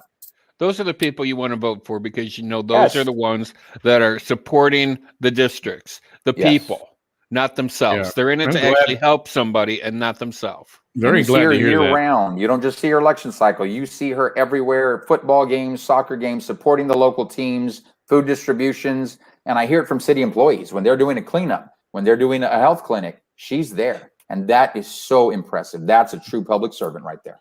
Absolutely. So back a few years ago, the topic of marriage equality came up. Yes. You had a stance on that. Did you change your tune on that? Your stance on that? I don't know that I did. Well, I would know. That's right. I did. And here's what it was and here's why.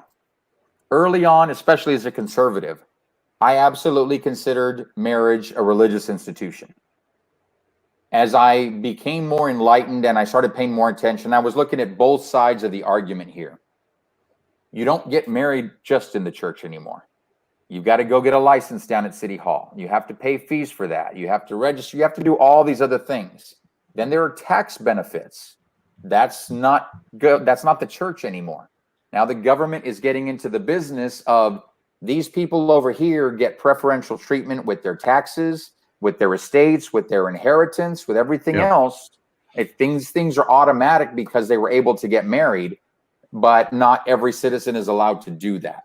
And when I thought about it in those terms, it made total sense that no, when we're talking about equal protection under the law and individual freedoms, then yeah, it shouldn't matter if I'm in love with a woman and married her that now she gets everything when I die, or if I'm in love with the man and marry him that he gets everything when I die. It shouldn't matter.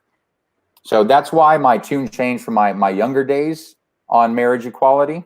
But it's been a long time. Even before that decision came out from the Supreme Court, I had already rethought my stance on that issue. And for anyone who disagrees with my position on any issue, if I can be shown a better way or that there are things I'm not taking into consideration, I'm always willing to evolve. But I won't do it to pander to anyone. I'll only do it because after analyzing and investigating, I truly believe in my heart that it's right. Yep, well said. I think as a, if you do know anything about conservatism, I think it's because of conservatism that when it comes to gay marriage, yes, I mean, because you're conservative, you have to you'll be okay with gay marriage. It's just another marriage. It's It's a union. It's about those two individuals and their rights and their pursuit of life, liberty, and happiness. And just like we wanted to be liberated from the royalty and the kings and queens in England, and that's why we started our own country, on the premise that all men are created equal, we need to live up to that.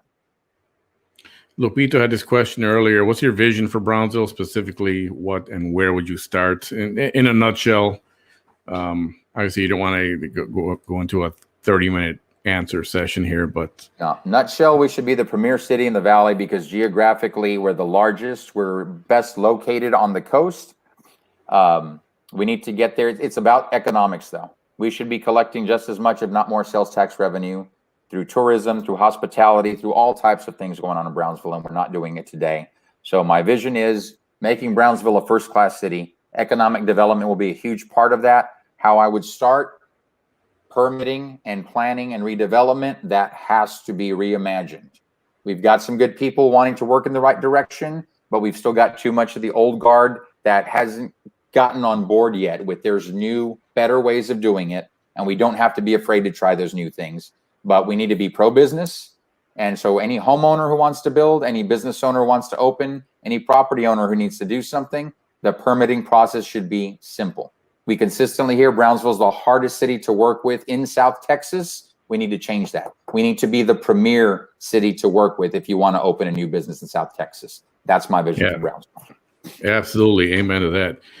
Joe said, I've noticed most panhandlers are not Hispanic. We do see a lot of all kinds, actually. I'm not going to say just whites, but. And I can say firsthand on that. One of the young men, and he's back to it, and I hate to see him back on the street, but back in the day when I was very involved with the Oaks Lodge, one of our members, she would see him panhandling and she would give him some cash. And one day she said, you know what?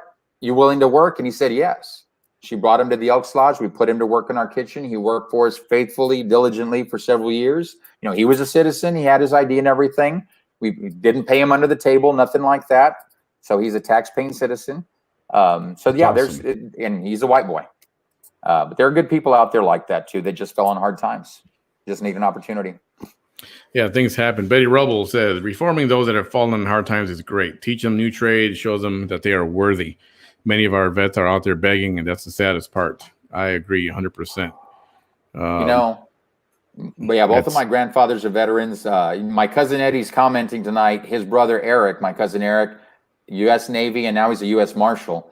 Our veterans, that is the saddest state of affairs. You know, we're the United States of America, for the love of God. And people look to us to protect those less fortunate out there. And we're able to because of our military and those men and women. We have an obligation to take care of them. And the state of affairs there, ridiculous. Medical, they should be able to walk into any doctor's office anywhere in the country. Nobody should be able to refuse a veteran's health care. That's totally one. And 100%. There should be places, whether they can afford a nice place or if they can't, there should be housing in every community that is open to veterans, no matter what. Absolutely. We have our freedoms because these men and women took a chance, risked their lives. Not all of them made it. For those that did, and some of them made it, but now they're injured. Now they're maimed. Now they're disabled.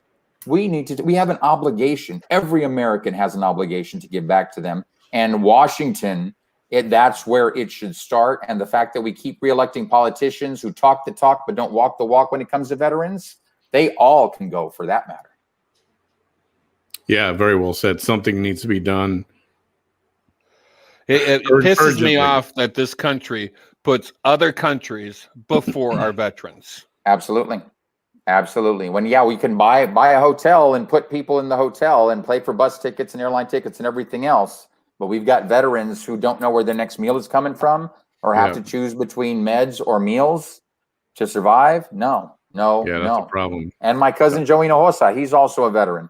U.S. Air Force, 20 years, I believe.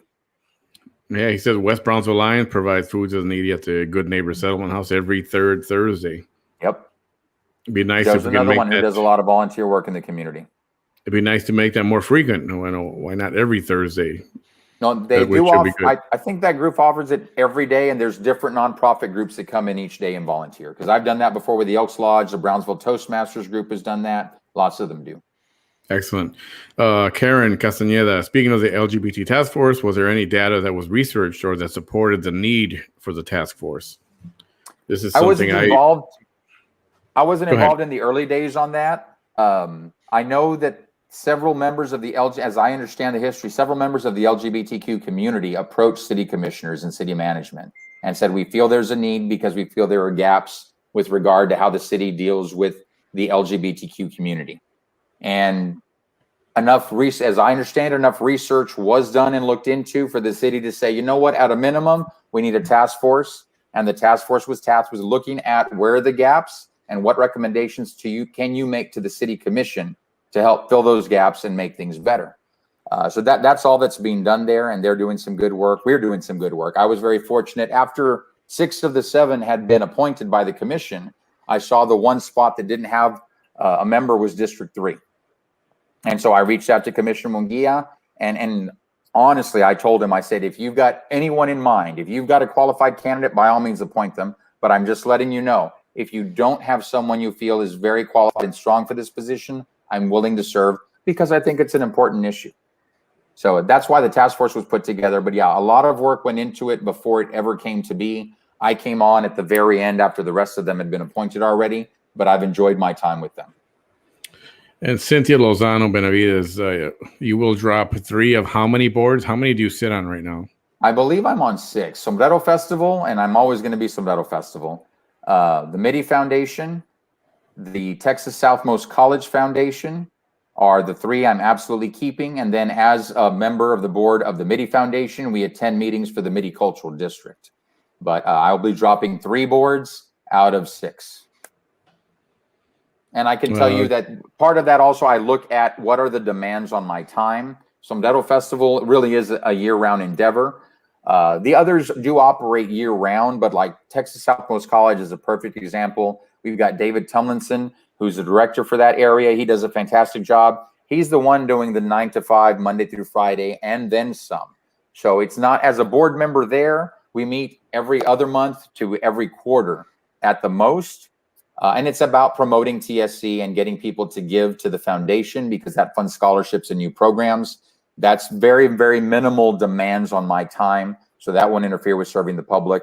MIDI Foundation's another one. We've got an executive director in Austin. We've got staff in Austin. We've got an associate executive director or associate director here in Brownsville. These folks are on staff full time. They do the day-to-day lifting. I help where I can, attending the board meetings and the committee meetings.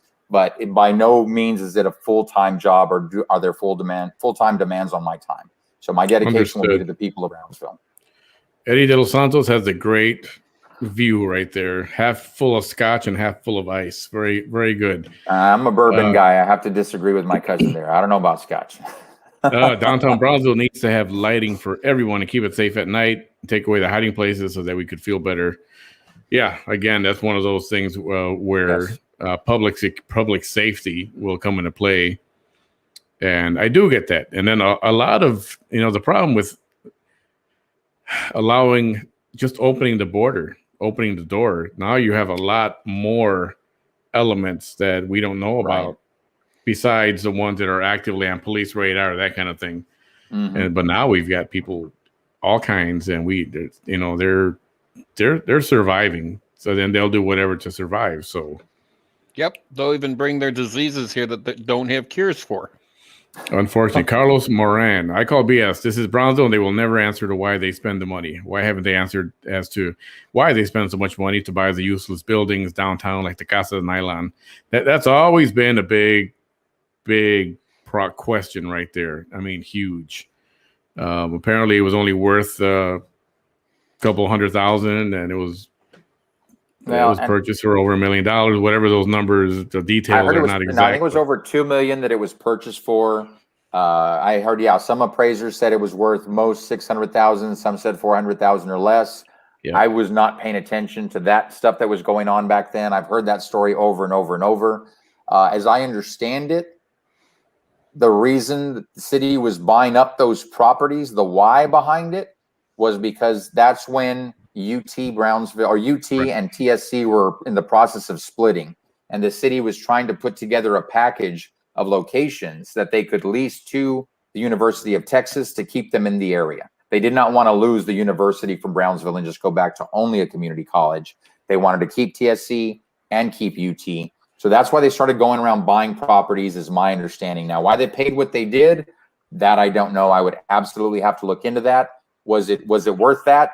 I know with commercial real estate, there's lots of speculation. Some want to look at it based on what is it producing. Some want to look at it based on what's the potential. And you know, it could be a seller's market sometimes, but the city has an obligation to do their due diligence and ensure they're making the best deal for the citizens to acquire an asset if we need it, but not to pay exorbitant rates for it if it's not appropriate.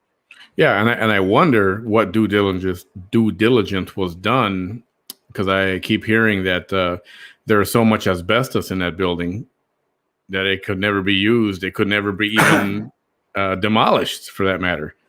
And it would take thousands, if not millions, to clean it from the asbestos, making it, you know, a huge loss. Yeah, that definitely should have been part of inspections before any acquisition happened. I don't know enough about that issue yet. I know that they're in the process of rehabbing it and putting it to use and making it functional finally. I look forward to seeing exactly what's going to happen there and how successful it's going to be. It sounds like it's for things that the city's needed for a long time.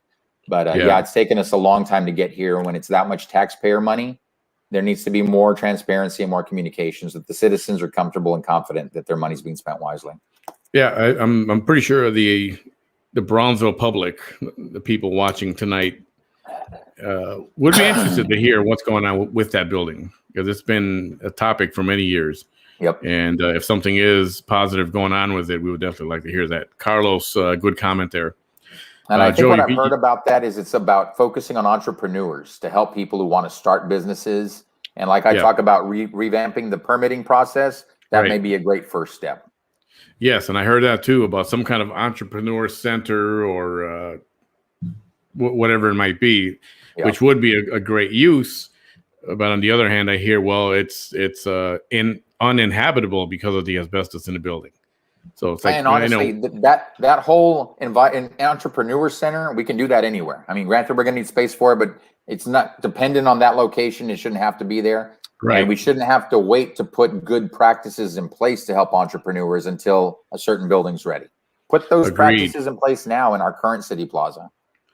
Joe says, you continue to impress me with your views and thoughts. How about how to effectively run the city? Thank you. Carlo, what role are you going to give the city manager, behind the scenes or upfront deal that he was hired to do, manage the city? Your thoughts on what you might envision for that position? For that, I love this one. Thank you, Carlo.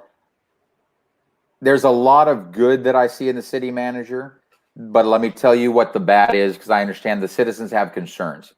What I see that's a negative right now for our city manager, he's coming in there, and when you talk about manage the city, people can interpret that a lot of different ways. I think too many people look at that as, how do we balance the budget? How do we pay the bills? And that's not where I would start. Where I would start is, how do we take care of the needs of the people? You make that happen first, now you're managing a city. And too often, and I've seen it firsthand, where we've got things going on in the community and we want to do this, we want to do that, and the city says, fantastic, you have our support, but we don't have the money for that. Yep. And we hear that over and over, and we know it's true.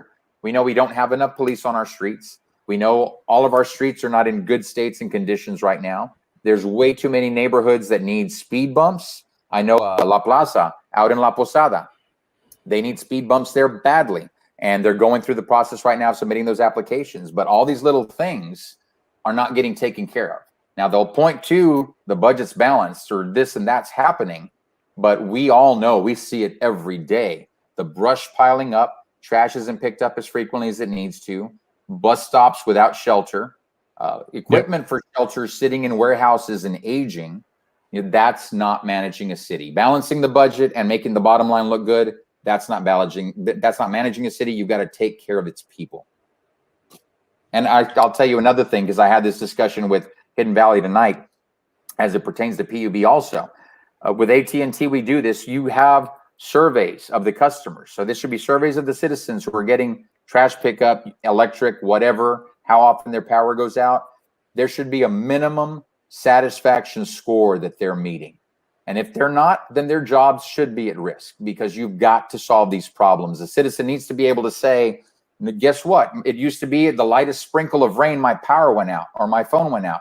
Yeah. They need to be able to say that doesn't happen anymore. Now, even when there's a hurricane, I never lost power. That's when you're managing a city, when things like that are going on.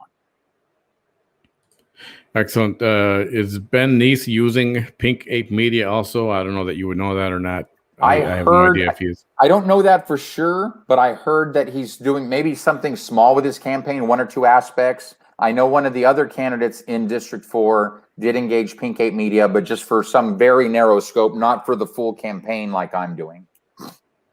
I don't, Ben Neese is not doing a full campaign like I'm doing with Pink Ape. Eddie says the Dems are ruining this country. Us versus them started by the Dems when George W. Bush was in office, and it's continued to get worse. Let me say something on that. Also, I don't disagree with Eddie, but like I say, when Reagan was in office, the Republican Party was about, we don't care what the Dems did. This is about what's right for America. And now, while the Dems may have started it, and I'm not saying they did or they didn't, I'm just saying, let's assume they started it. We need to be the better man.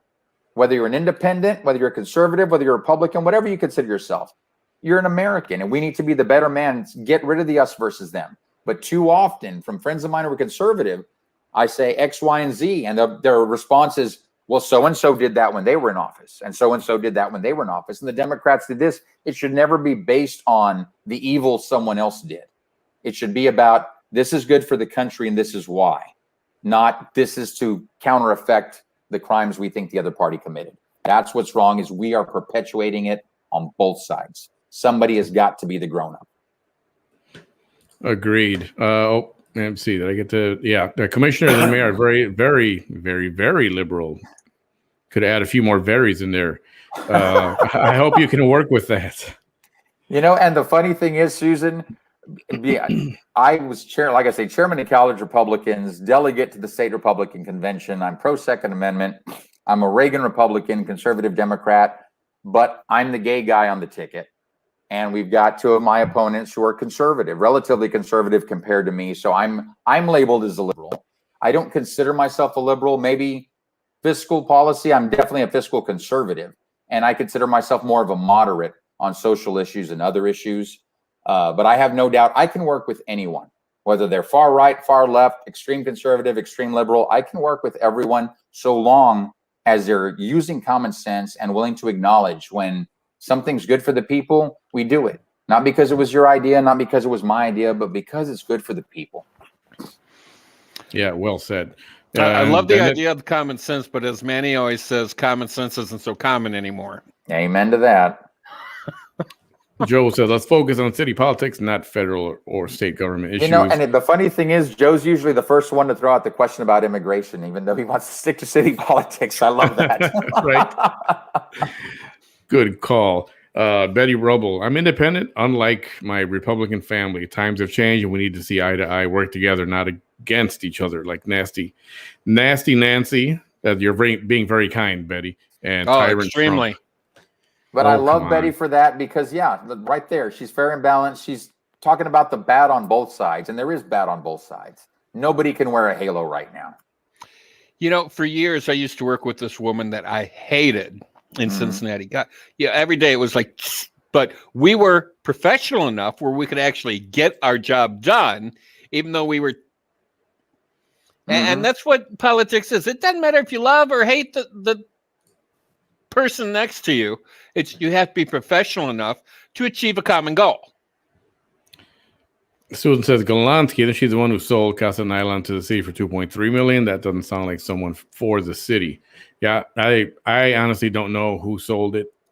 As far as I know, it was a Galansky property. I don't know if it was her or for her dad. Yeah. I will say that was at a time where she was not on the city commission. And yeah, if a current city commissioner sold something for that value and you didn't have the appraisals to justify it, that would definitely raise eyebrows. But think about it from the perspective if somebody's coming and trying to buy your house, are you going to try and get top dollar when you sell it?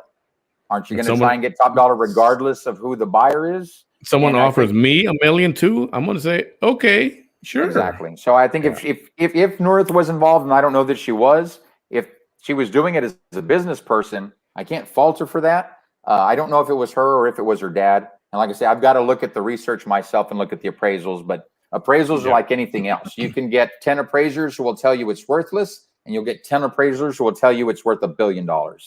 Yep. Yeah, it's a crap honestly, sometimes. I would be more concerned with, the purchasing side of that, who actually would spend that kind of money to buy that building. Yes. In that condition. Here's Mr. Juan Garcia. Roy, you believe in gay marriages, but do you believe in family violence too? Why would Juan Garcia? That's who broke my mugshot. Why would you equate gay marriage with family violence? I don't see the parallel there. I'm happy to say no. I do not believe. I don't believe in family violence or encourage family violence or support family violence, but I don't see why gay marriage and family violence is in the same question. One's got nothing to do with the other. What entities would you want to bring into Brownsville? What big thing would you want to bring here? Restaurant, the business, store, some kind of commerce. Is there something that maybe catches your idea? Yeah, I'd like to have that. I think it's more of the things I would like to see more of in our city. I like the fact that we've got some good steakhouses now, not just that are part of a chain like Texas Roadhouse, but also that are locally owned and operated like Liam's. I like locally owned and operated. I like mom and pops. One of the things I love about Liam's is it's not just one restaurant that's doing well. That family, the Salazar family from South Padre Island, they've got Dirty Al's, they've got Pelican Station, they've got the Big Donkey, they've got Daddy's, they've got Josephine's, they've got places in Brownsville now. They're spreading out. That's what I want to see for Brownsville. It's not so much bringing new things to us, it's growing new things here at home. And I would love to see somebody local become a statewide chain or a national chain someday. That's what I would like to see for Brownsville. Yeah, I'd love to see I don't know, maybe another steakhouse. If it's local, that'd be great. I want a steakhouse that serves ossobuco. I'd be very happy with that. It's hard to find. Oh, man, yes, definitely, 100%. Yes. Those of you who don't know what ossobuco is, you should look it up. And if you had it, tell us where. How would you encourage expansion of healthcare services and new medical business in Brownsville? I wish there could be a a medical center, a medical neighborhood, a medical area of the city, the way like Houston does. Yeah. And even Chicago does, where this whole part of the city, it's the university's there and all the hospitals are there and doctors and clinics and specialists. It's like everything is there in just one area. That goes back to master planning. The city need to have planned for that years ago and laid it out the right way so that we had those hubs. And I think that would have weighed heavily in our favor, and things would have been a little bit differently when it came to the UT medical schools and things of that nature. And we can't go back and fix the broken vase, but we can make sure we don't break another one going forward. We've got to make sure we're planning for the future. I don't know how I could encourage that as a city commissioner. That's healthcare is an issue I haven't been in over 20 years, so I'd really have to look more into that.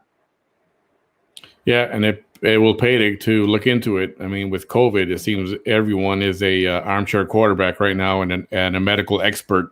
Yeah. So if you can get yourself into that, get yourself some knowledge in that, it would be beneficial. And I'm happy to say that when I'm not an expert in an area, I'm always willing to sit down and talk to people in the community who are experts so that I can become informed and make sure we're on the right track and making the right decisions. Sure, excellent, absolutely. I must say this, as a city commissioners meeting went on today, the commissioner from Southmost, which was Nurse Golonsky, did question an item that kind of squeezed on by, even though it was not an area in her district. She said, it's not my district, and she did say that. She said, it's not my district, so I wouldn't. So I respect that to speak on behalf of those citizens who have no voice on an item that directly affects them. Motion did not pass. Yes, I did catch that. That was Nurith? Yes, it was. Good. Like I tell you, good woman. I actually have to say I was impressed with that. Now, one thing I want to touch on, when you guys, if you are fortunate enough to be elected, can you do something to make these meetings on Zoom better, or maybe use a different platform? Because I don't know if you catch that or not, but there's a lot of hire Manny. Oh yes, I'll take care of that real quick. I'm telling you. I don't understand. We could definitely look at a better platform, but ideally, I'd like us to get back to where we've got some in-person meetings. And if we need to find bigger space, maybe even hold it at the event center, That way there's plenty of room for every citizen who wants to come, but still be able to distance so that everyone feels safe. Yeah. But I think, and I hear that from a lot of citizens, they want to get back to in person. There's just a different feel to it, especially when it comes to knowing that they're listening to you, because it's too easy when everyone's on Zoom, everybody's looking a different direction. They're not focusing on the citizen. You put them in a room in front of an audience, they're going to pay more attention. So I would say let's get back to in-person meetings. If we need more space, we've still got the event center. There's plenty of other big rooms in this city we can do it in. I appreciate the historical significance of the chambers right now, but we need to be about accommodating the citizens, not about sticking into a place because it's old. Agreed for that. And public comments, and everyone can voice their opinion, good or bad. Let them say what they got to say. Limiting to 3 speakers, no, I don't believe in that. I think we need to open that up significantly. That should triple, if not quadruple, because there's way more than 2 or 3 items that are out there on the minds of citizens that aren't on an agenda. So that needs to be expanded. All right, we're coming up on the 2-hour mark, so I'm going to go ahead and flip through a bunch of these comments real quick. Vet housing and a clinic for vets is needed here. That's what Betty Rose says. We agree for that. Thanks for the shout out, Roy. Very proud of you. From Eric. Love you, Eric. You and Eddie, and I love your sister, Erin, and your mom. As a veteran, I was turned down for a job because I was military retiree because I presented myself as being too strict. That sucks. They're a moron for turning you down. I'll tell you that much. Why was there not a veteran task force to see where the gaps are? That is a good question. There should be, and I will absolutely champion that if I'm elected city commissioner. But why there wasn't one, you'd have to ask the current commission that. Yeah, that will definitely be good. I mean, some would even argue, well, why is there a LGBTQ task force when we don't even have a veterans task force or a veteran / homeless, task force? And no, and I know it has to do with the lobbying that was done from the LGBTQ side. And I know the veterans lobby a lot. So it would make sense that there would have been a task force for both. And there's several other areas that could use it. Yeah, I'm just switching around as we were showing stuff. So that's the Brady Bunch. Brady Bunch action there. Eddie Trevino, they only speak of plans for Casa de Island because there is an election taking place. After the election, the city will put it on the back burner. That may happen, but I hope something is done about it. One way or the other. If we can't use it, freaking demolish it and get it away and put something else there that can be used. Just resolve it once and for all. Mr. Dos Santos on SpaceX, do you agree with the current commissioner saying that there is nothing that can be done because they are outside of city limits? What are your plans to voice for us in regards to SpaceX and what's good? Or I know people are upset because access to the beach has been limited. Right. And no, I don't agree that there's nothing we can do. I mean, the city commission cannot unilaterally do anything to fix this because it is outside of their jurisdiction and their purview. But we have power in numbers. And as a city, we lobby our state reps, we lobby our state senators, because honestly, it wasn't just the locals that brought in SpaceX. Austin was a big part of this. Austin wanted Elon Musk here. And I commend Austin for that because we're about do it better in Texas. Bring the businesses from all over the country. This is the place to be. We want them here. We want those jobs here. And I agree with that. But Austin needs to hold them accountable. Same thing, just like if Washington's passing policies that affect local communities, they've got to compensate them for that. Same thing here. Austin made a deal. The county made a deal. And that deal was for a certain type of rocket. We've gone away from that. And it was for closures maybe once a month was the original agreement. We've gone well beyond that. So we need to say the citizens did their part as far as tax abatements and everything else that we were obligated to do in that deal. So we're holding up our end. If our partner, Elon Musk and SpaceX, is not holding up their end of that original agreement, then it's time to renegotiate. I'm not saying shut them down and kick them out. I'm saying it needs to be fair. It needs to be balanced. And when it comes to Boca Chica, this is Texas. This is not California. You don't sell beachfront to anyone. So in Texas, it's a public beach, and I think SpaceX and Elon Musk and Tesla can afford it. If we have to build a new road, no matter how expensive it is, they need to build it. Because they're using and impinging upon the people's assets for a very worthy endeavor. What they're doing absolutely needs to happen. Future of the species, this is one of the steps we have to take, but we need to mitigate the impacts we're having on the public. And that means access to Boca Chica Beach needs to be solved. And it won't happen overnight.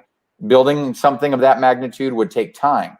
But the process needs to start now, having those conversations. And Austin needs to be a part of it because they're the ones that can apply pressure, which means state senator, state rep in all of our districts. We need to be lobbying them as a city. We have an obligation to be lobbying them because this affects our people. Yeah, it's very exciting, the thought that people that might eventually in the near future inhabit or visit Mars will be taken off from right here. I mean, that's pretty cool. That is amazing. Freaking cool. And the thing is, and I know people, there's always the pros and cons with anything, and there's pros and cons with this. Space exploration has to happen. I know Stephen Hawking even said it, but we all know this. Every scientist will tell you, every star has a shelf life. And it may be 1,000 years, 10,000 years, 1,000,000 years from now. Don't know what it is, but it's got a shelf life, which means someday the sun will burn out and this solar system will be dead. All of it. That means even Mars won't be enough. If we were colonizing every planet in this solar system, it wouldn't be enough for the survival of the human species. So this is the first step. And someday, hopefully, we get to that level of Star Trek where we're traveling across galaxies, but we can't get to those stars until we take the first step. And this is part of that first step. Shonda is a resident of Pennsylvania, and she's thinking about moving back. I want to say back. I think she was here before, back into the valley, or at least Texas, in the worst case. Other than an obvious issue of job, what ideas do you have to keep your young graduates in Texas instead of having them go out of state for work, is what she means. The education opportunities are there, but now it seems to be here to keep people coming back, to say, I'm going to go to school, but then I'm going to come back and fix things here. Well, there's two things on that. One, with that younger generation, a lot of them, if they have not experienced anything outside of Brownsville, it's easy to want out because you're craving something new and something different. My sister and I both left after college. I came back. Being away, and I was ready to get out of Brownsville when I graduated, but being away, it gave me such a great appreciation for what I had growing up. It really did. And maybe because of where I went versus where my sister went. She went to Dallas, different environment. If I'd gone to Dallas or Austin, it might have been different. I went to Texas A&M in College Station. And one of the big awakenings for me there was I was involved in student organizations, and I would check the mail for our student organization. And I went to the mailbox one day, and there's an invite to a KKK rally. And I was shocked. I'm like, I've seen this in movies on television. And back then we only had 3 channels, so we didn't see a lot of it back then. But I had never seen anything like that in this day and age. In Brownsville, there's probably some underlying racism and stuff that was going on. I didn't see it as a kid growing up. I didn't feel discriminated against because I'm Hispanic. I didn't see, I saw my dad and my grandfather working among men at the Port of Brownsville of all different races and colors and creeds. I never saw the things that I saw on the TV screen and the movie screen. But when you go and you've got an invite to a KKK rally that's happening just down the road, that's a shock. That's a shock to someone who's just taking their first steps out of Brownsville into the world and seeing that. So I really do appreciate it. And when I saw the divisions also with, we need a Hispanic Chamber of Commerce, and we need an African-American group over here for this, and we need that. And now we need to take these all to Brownsville. No, guess what? We don't need LULAC down here, because Brownsville doesn't have an issue with white people versus Mexicans. No, we don't need that. We've always been unified. Single Chamber of Commerce, one people, citizens of Brownsville. And I like that. I love that about this place. So to that quality of life in Brownsville, that's how you get people to want to come back here. The perfect example is my mom. My mom has worked in the public school system. She's worked at the university level. And now she works at St. Joseph's Catholic High School. And I know even from friends of mine that the experience, and teachers in a private school and staff in a private school make less than they would in a public school. But why do they do it? Because they love their jobs. Because it's a rewarding environment. It's a better experience. They take pride in their work because they're sending off these incredibly highly educated individuals. Same thing. We need to make Brownsville a place where maybe I can't earn $500,000 a year in Brownsville like I could in Austin or Dallas or somewhere else. But the cost of living is low, and I love life in Brownsville so much, and I love my job down here. So even though it pays half of that, so what? That's how we get this to be a place where people want to stay, is raise the quality of life, create the opportunities. But it's not just about jobs. How can Republicans be the better man because we're under constant attack by Democrats, media, Hollywood, etc. Cancel culture is another one. Look at what the Dems are trying to do: pack the court, DC statehood, voting reform. Yeah, there's a lot of issues there. Well, I can say just like in my race, I'm being attacked on several fronts. I'm being attacked for how much I'm spending, which I'm not spending, for who I'm associated with when I don't have any business dealings with them, and for my arrest. But I could easily say, well, so-and-so did this, and so-and-so did this, and so-and-so did that. Am I doing that? No. I'm being the bigger man. I'm talking about the issues. I'm telling it like it is. Thank you, Bam. So, yeah, to my cousin Eddie, it can absolutely be done. I know it doesn't feel like it, like we should stand up and defend ourselves and fight just as hard, but we can absolutely fight and hold off what shouldn't be happening and still be the better man and get back to American values. And it's country first, always. Never party. Never. Amen to that. If you didn't catch it, I was pretending to be Kilroy there. I caught that. Yeah, I caught that. Yeah. We need I more thought you were high-tech Wilson industry. from Home Improvement looking over the back fence. There you go. That too. Why don't you bring manufacturing factories to the Port of Brownsville, like Ford, Toyota, Chevrolet? Don't you think that would benefit the city? I know some of the big companies were here before. I know Titan took off many years ago. Yep. They had a big facility out there. Not to mention there was a lot of question about Titan and whether or not they were really committed to being here, or if they did that just as a bargaining chip to get leverage on the unions back where they had their home plant. And I think once they got what they wanted up there, that's when they started to scale back in Brownsville. I don't know that for a fact. That's what I heard. That's my impression. But I agree. We absolutely need big manufacturing jobs, well-paying wages down here, whether it's rocket scientists at SpaceX or whether it's just blue collar. But I remember back in the day, my mom stayed home with us while we were kids. My dad was out working the boats, unloading ships at the Port of Brownsville. You could support a family on one income back then. You can't do that today. And that's a shame. We need to be able to have jobs where you can support a family. It may be modest means, but you should be able to provide for your family on one good job. Agreed. And got a few more comments here, guys. We're going to stop when I get to about another 4 or 5 here. Do you have any plans? 4 or 5 comments. How's that? I'd stay with you guys till 6 a.m. Easy.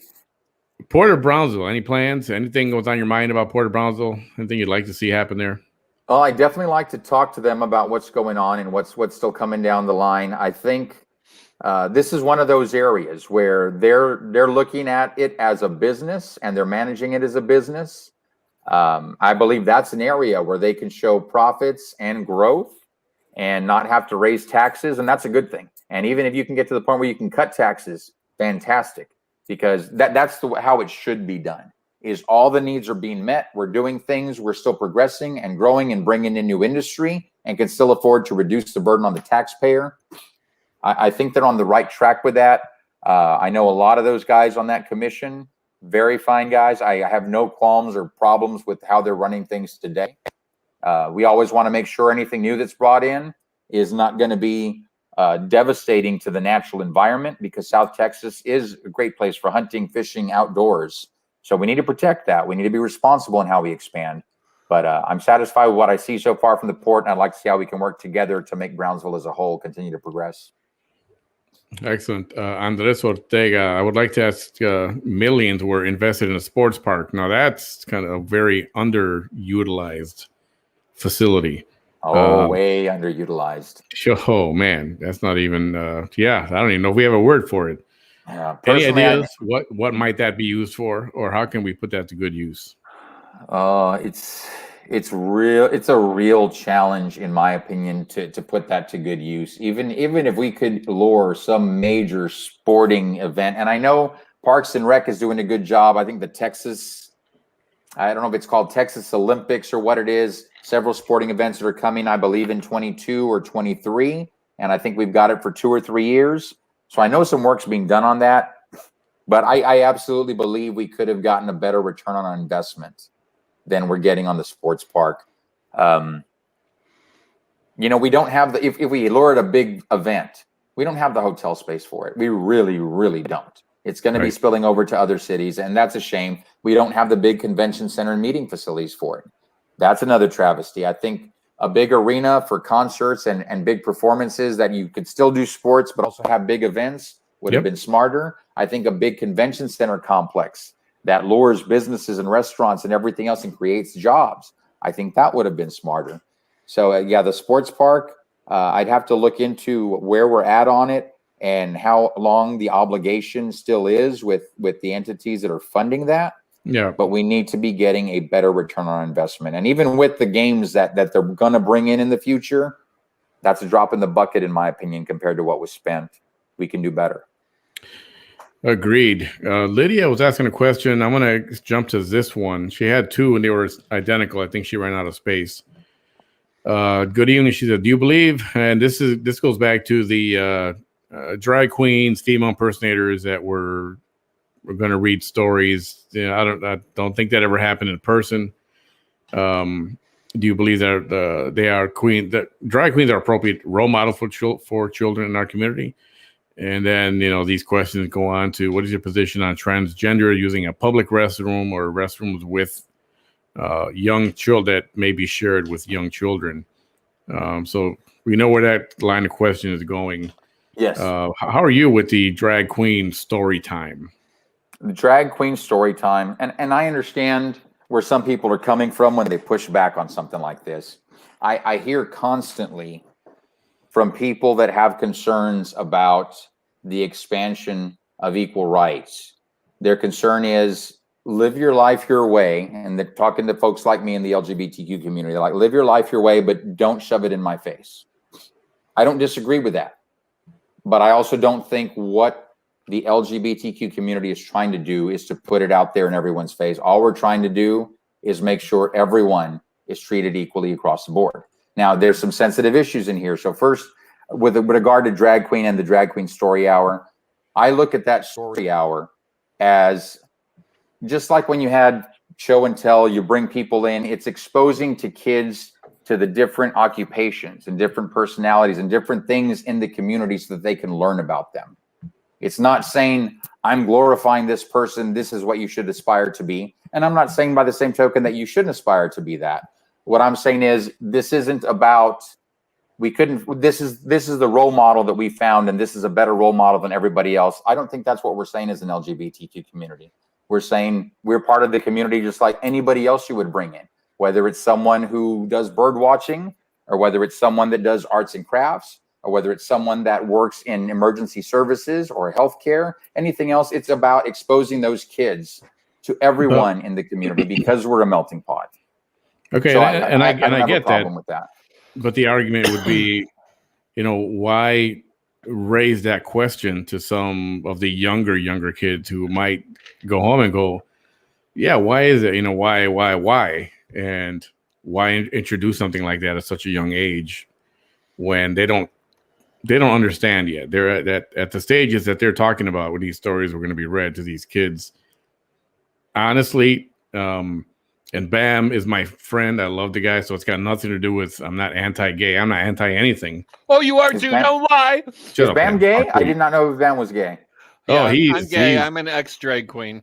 Awesome. Yeah, we got photos. I'll show you later. Bam was quite the beauty queen. So yeah, but you know, and I support. I am, but I have a problem with introducing something like that to very young children. Well, and it's not for any cynical reason. It's more for just not, you know, for anything. Even I wouldn't want a prostitute going up there going, yeah, so I do this for a living at night because I need to earn some money. They don't need to know that. That's illegal though. That's engaging in criminal activity. That's a whole right other now. story. Yeah, well, I get that. I understand that. But what I would say to that, and I understand where you're coming from, but what I would say to that is the kids are going to ask questions no matter who is put in front of them.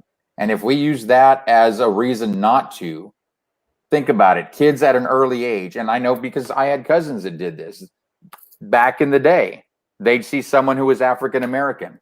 And up to that point, there are a few African-American experiences where the Cosby Show and Michael Jackson. And there was an incident where one of my cousins, as a toddler, saw an African-American person in a store locally, like, Michael Jackson. And of course, their mother's like, yeah. There's the curiosity is going to be there. And I think the idea is it's important that our kids understand there are so many different races. There are different colors. There's different types of people. And it's not about trying to set a role model. It's about trying to show you we're all people. We're all different. And it's all normal. It's all, we should be comfortable with it. And it shouldn't be out of the ordinary. We want to normalize it. We're not trying to glorify it. We're trying to normalize it for everyone. Because everyone. So I get that, but isn't the cross-dresser act, isn't that a bit sexual or sexualized?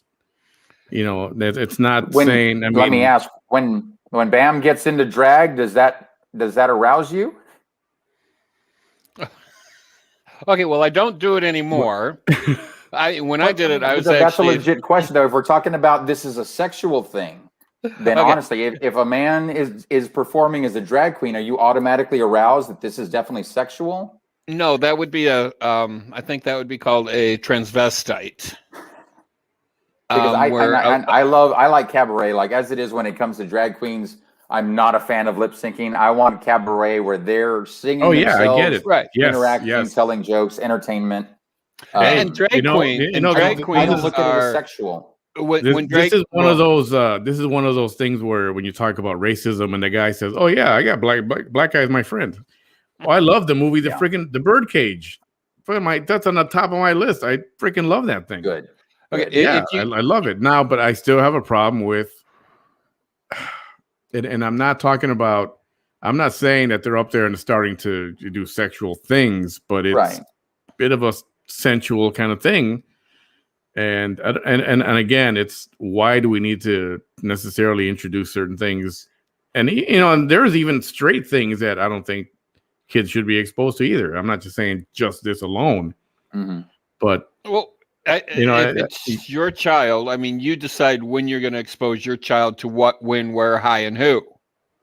Okay, and my thing is, now with the government forcing all this down our throat, which I'm not a fan of.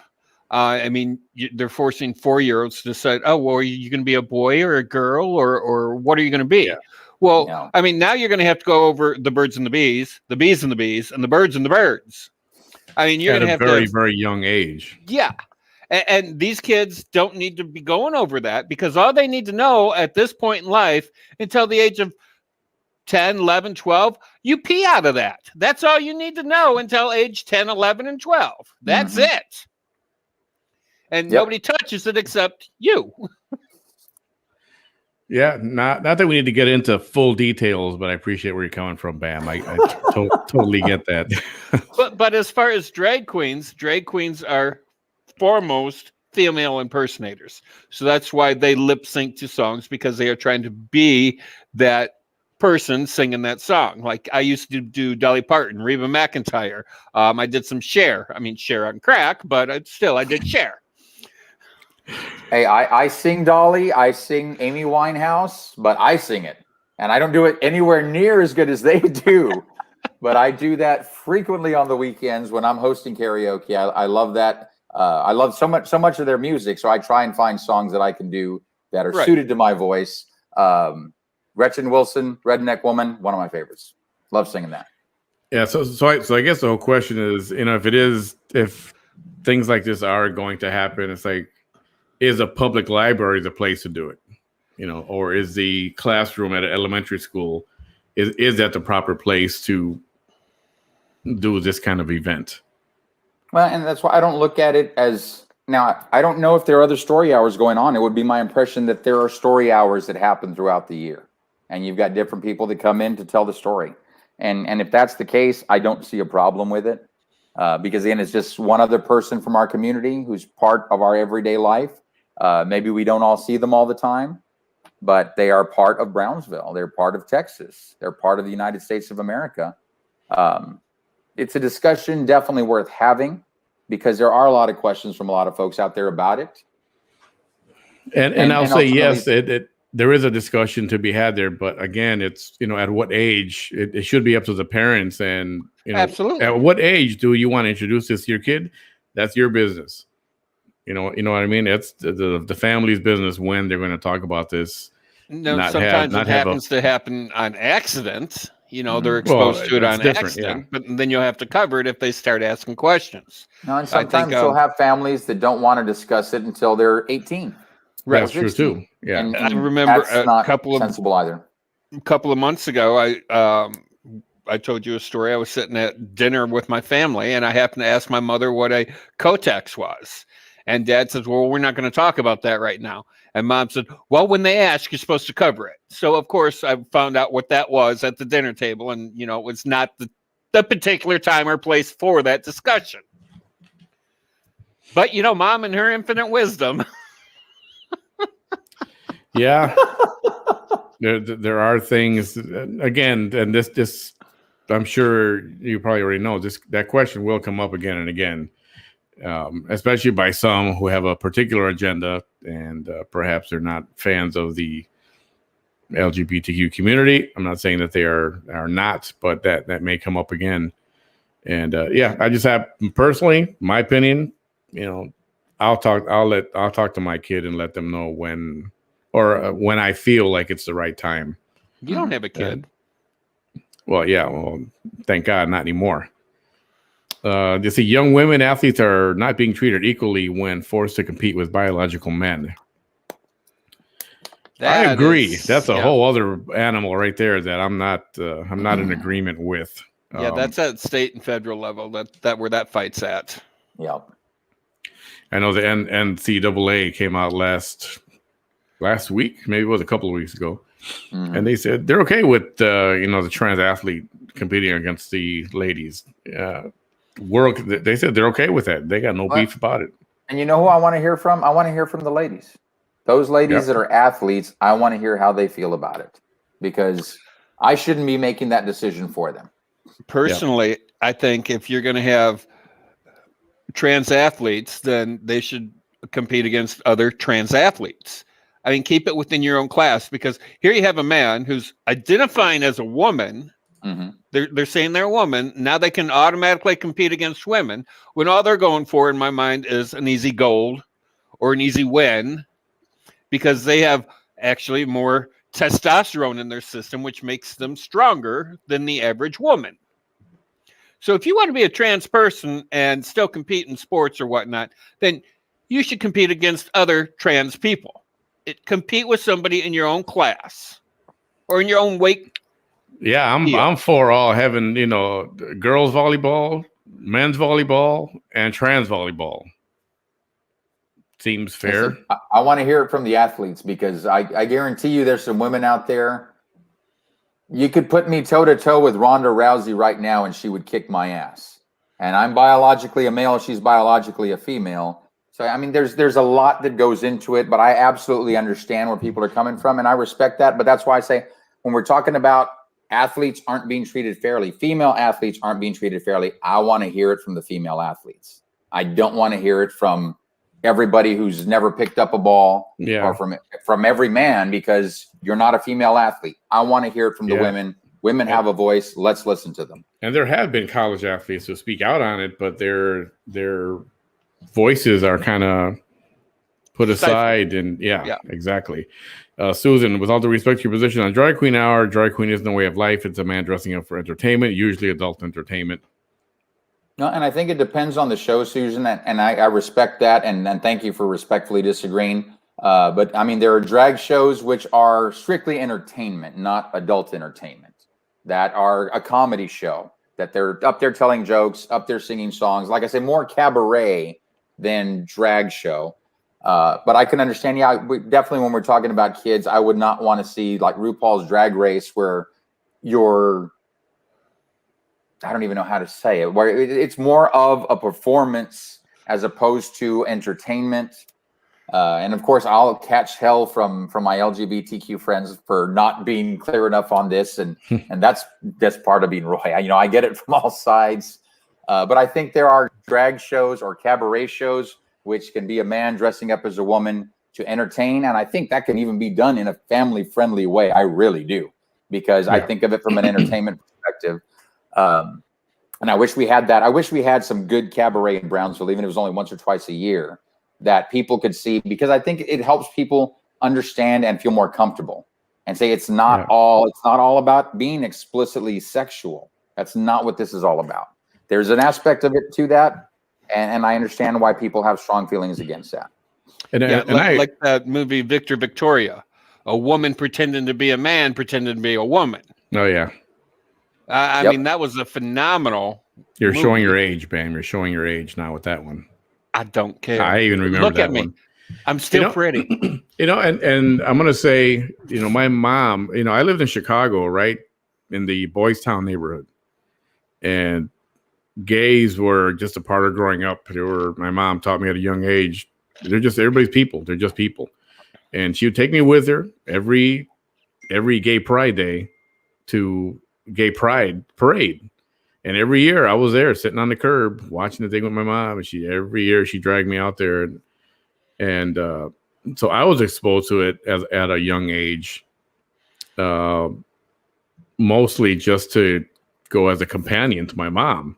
I think she was waiting for you to bust out of the closet. I don't think so.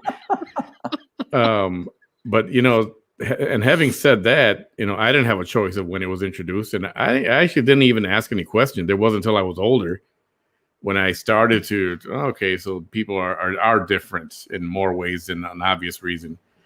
But by that time, I had already been exposed to it. So it was like, to me, I didn't care. People were just people. I was raised, fortunately, I was raised that way. You were raised right. Kids are going to look at these crazy people at a gay pride parade and go, oh, wow, look at all these crazy weirdos. I mean, that's what most kids are going to look at and say, wow, that looks like fun.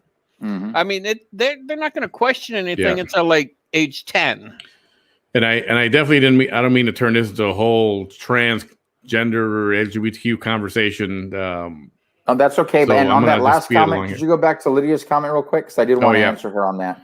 Lydia shared a video that drag queens are not appropriate for kids anymore than a stripper would be appropriate for children. I can send you a video if you like.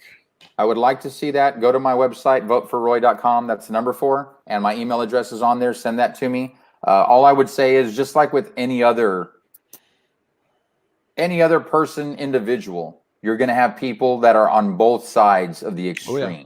And I guarantee there are drag queens that are probably not appropriate for children, but there are also drag queens that are very family friendly. It all depends on the individual. Everyone's an individual personality. We've got shock jocks, Howard Stern, who that's not the radio host I'd want talking to my kindergarten class. But you got Mr. Rogers, absolutely, bring him in. There's different types of people, and so it wouldn't surprise me that there's a drag queen out there saying drag queens are not appropriate. But I'm willing to bet I can find a drag queen that'll say drag queens are very appropriate, but it's a very different contrast of what the two examples are. Yeah. And I certainly believe this, Ben Benavidez, nowadays kids know more than the parents do. Oh, absolutely. To an extent, I think kids are, it's a different day and age right now. And younger people are being exposed to more things than we ever were back when we were growing up. I had a very experience that reflects this perfectly. When I was first dating my future husband at the time, his little sister, she must have been about 9, and I still love her to death to this day. We're still very close, and I'll always look out for her in any and every way I can. But I remember she and one of her little friends, they would grab my phone every now and then and start playing on it. And of course, everyone's like, don't curse around them. They're children, this and this and that. And I'm like, no, hold on. I'm like, this 9-year-old set up a Snapchat profile for me. And the screen name that I was given is not appropriate for even this audience. It's a word that I wasn't even comfortable using in college. I was shocked that it was a 9-year-old using this. So yeah, kids nowadays, and it's from videos, from MTV, from video games, from everything else. They're getting it out there. And trust me, by the time you're ready to talk to your kids about the birds and the bees, they've been there, done that, maybe not performed the act, but they've heard way more about it than you'll ever be able to explain, because that's the world we live in today. And probably seen it done several times. With the internet the way it is, yeah.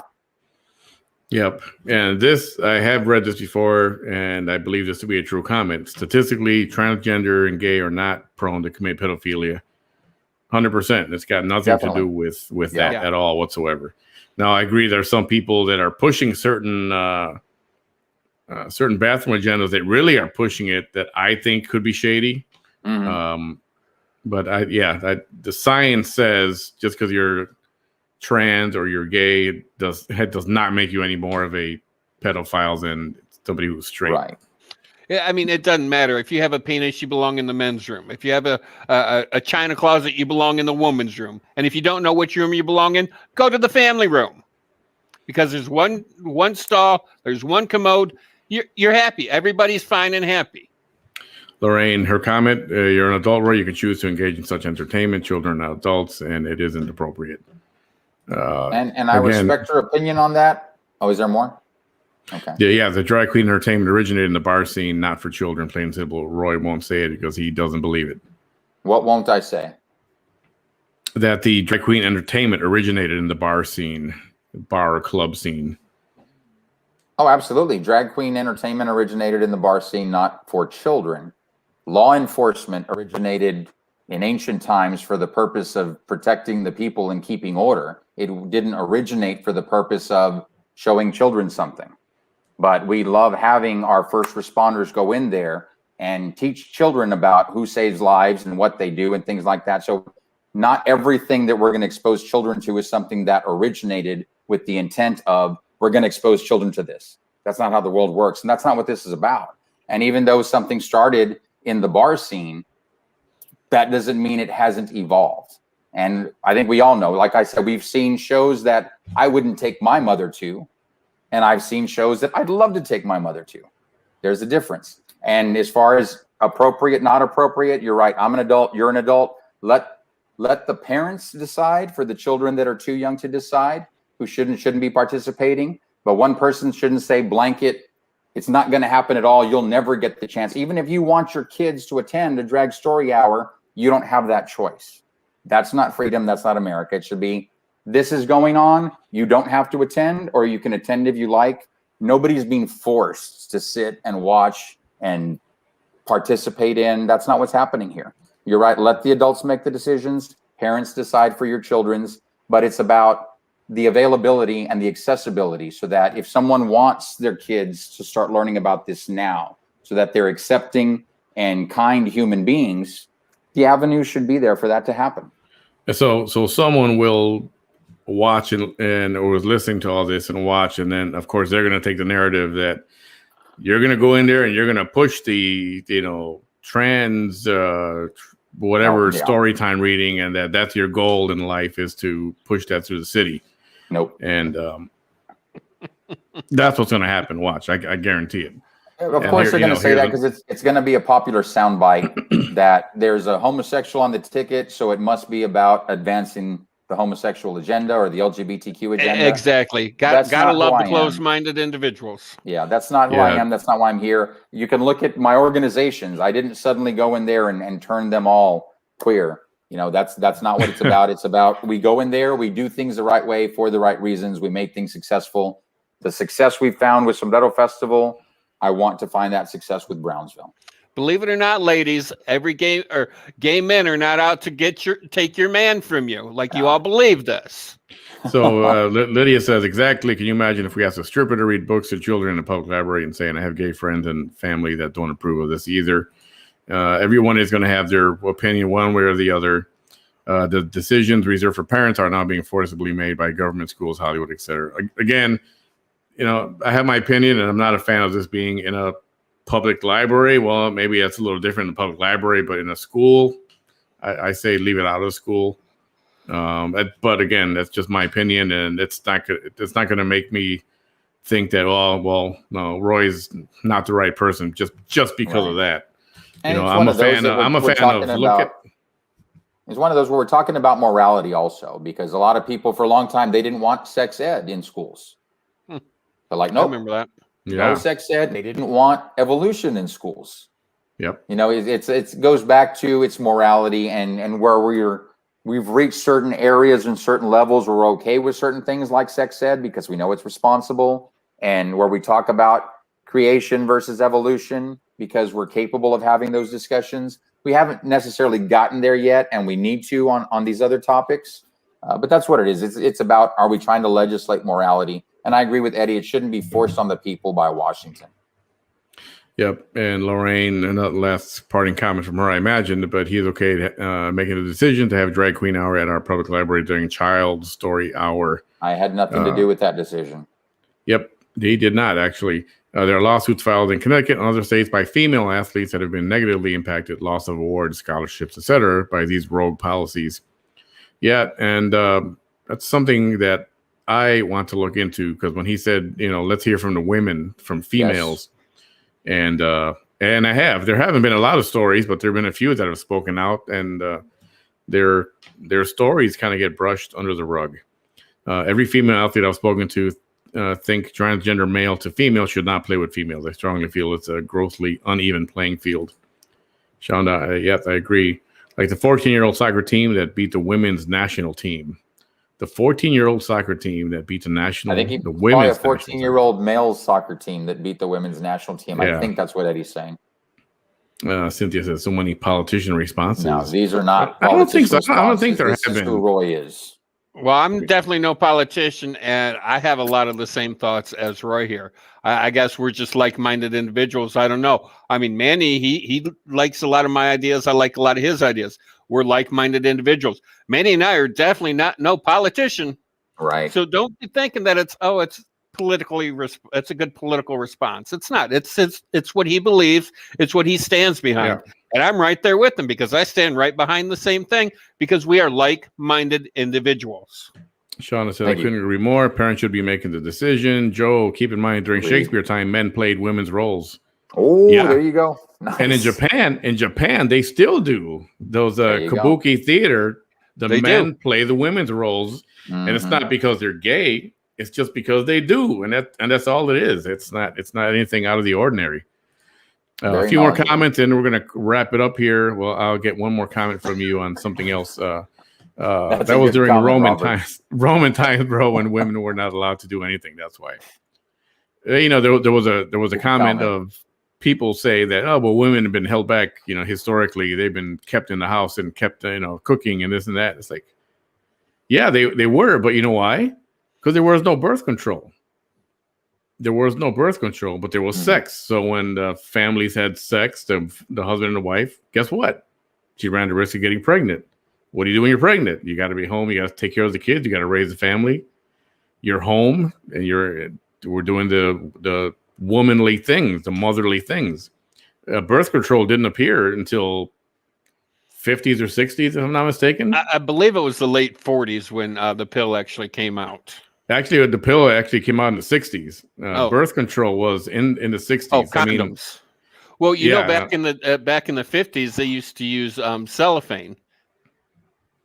Cellophane, wonderful. Seriously, don't you remember that scene in Greece with the cellophane across his front bump?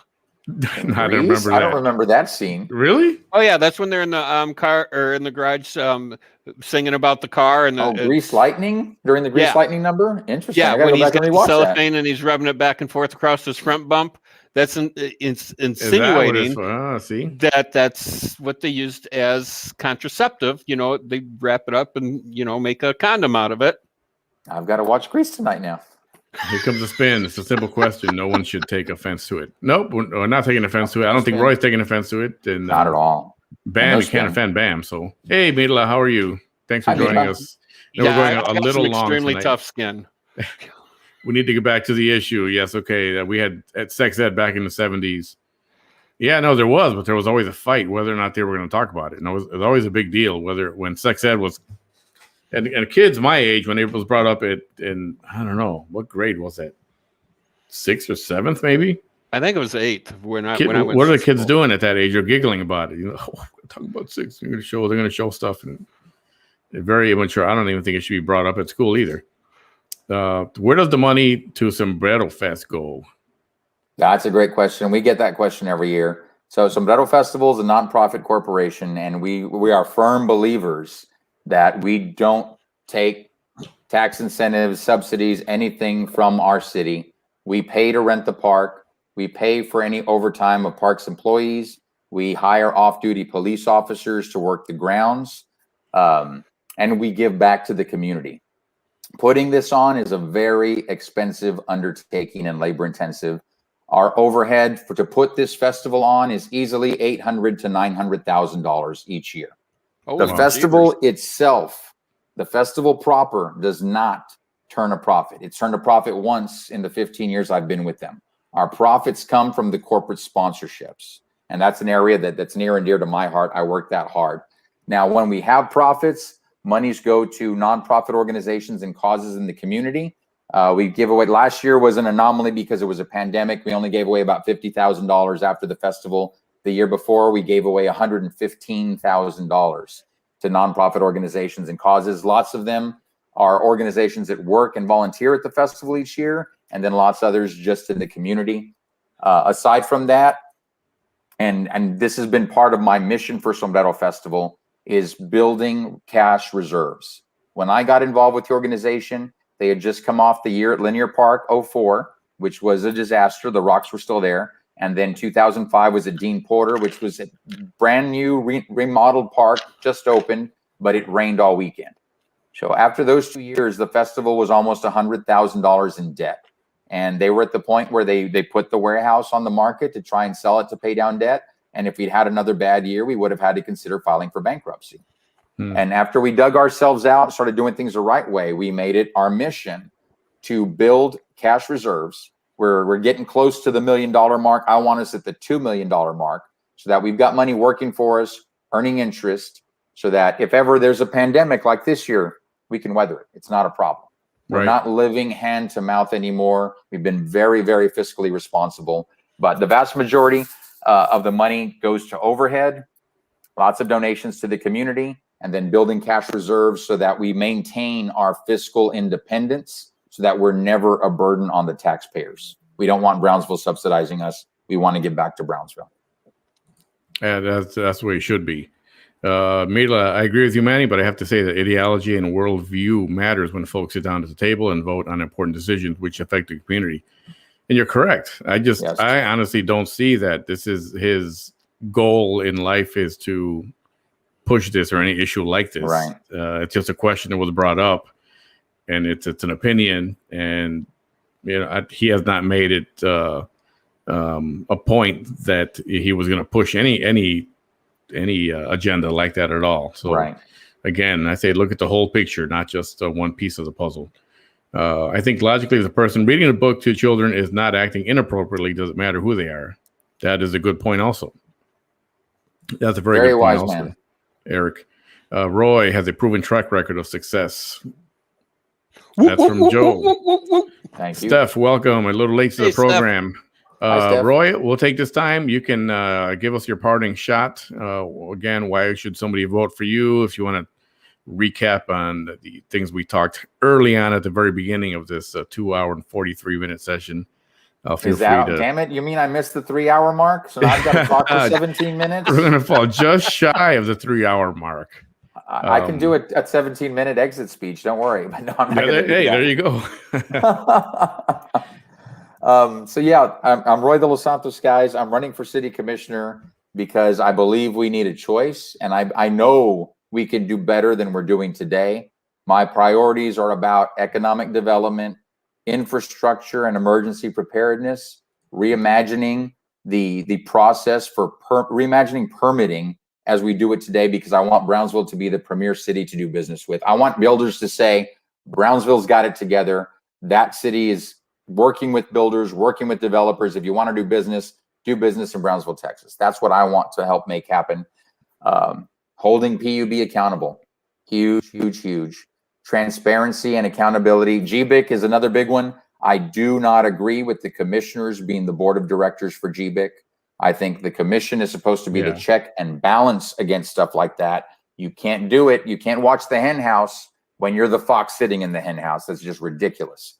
If I'm elected and that I inherit that seat for the District 3 commissioner, I would spend max 60 days only because there are questions I have that have not been answered by the audits and investigations that have been done.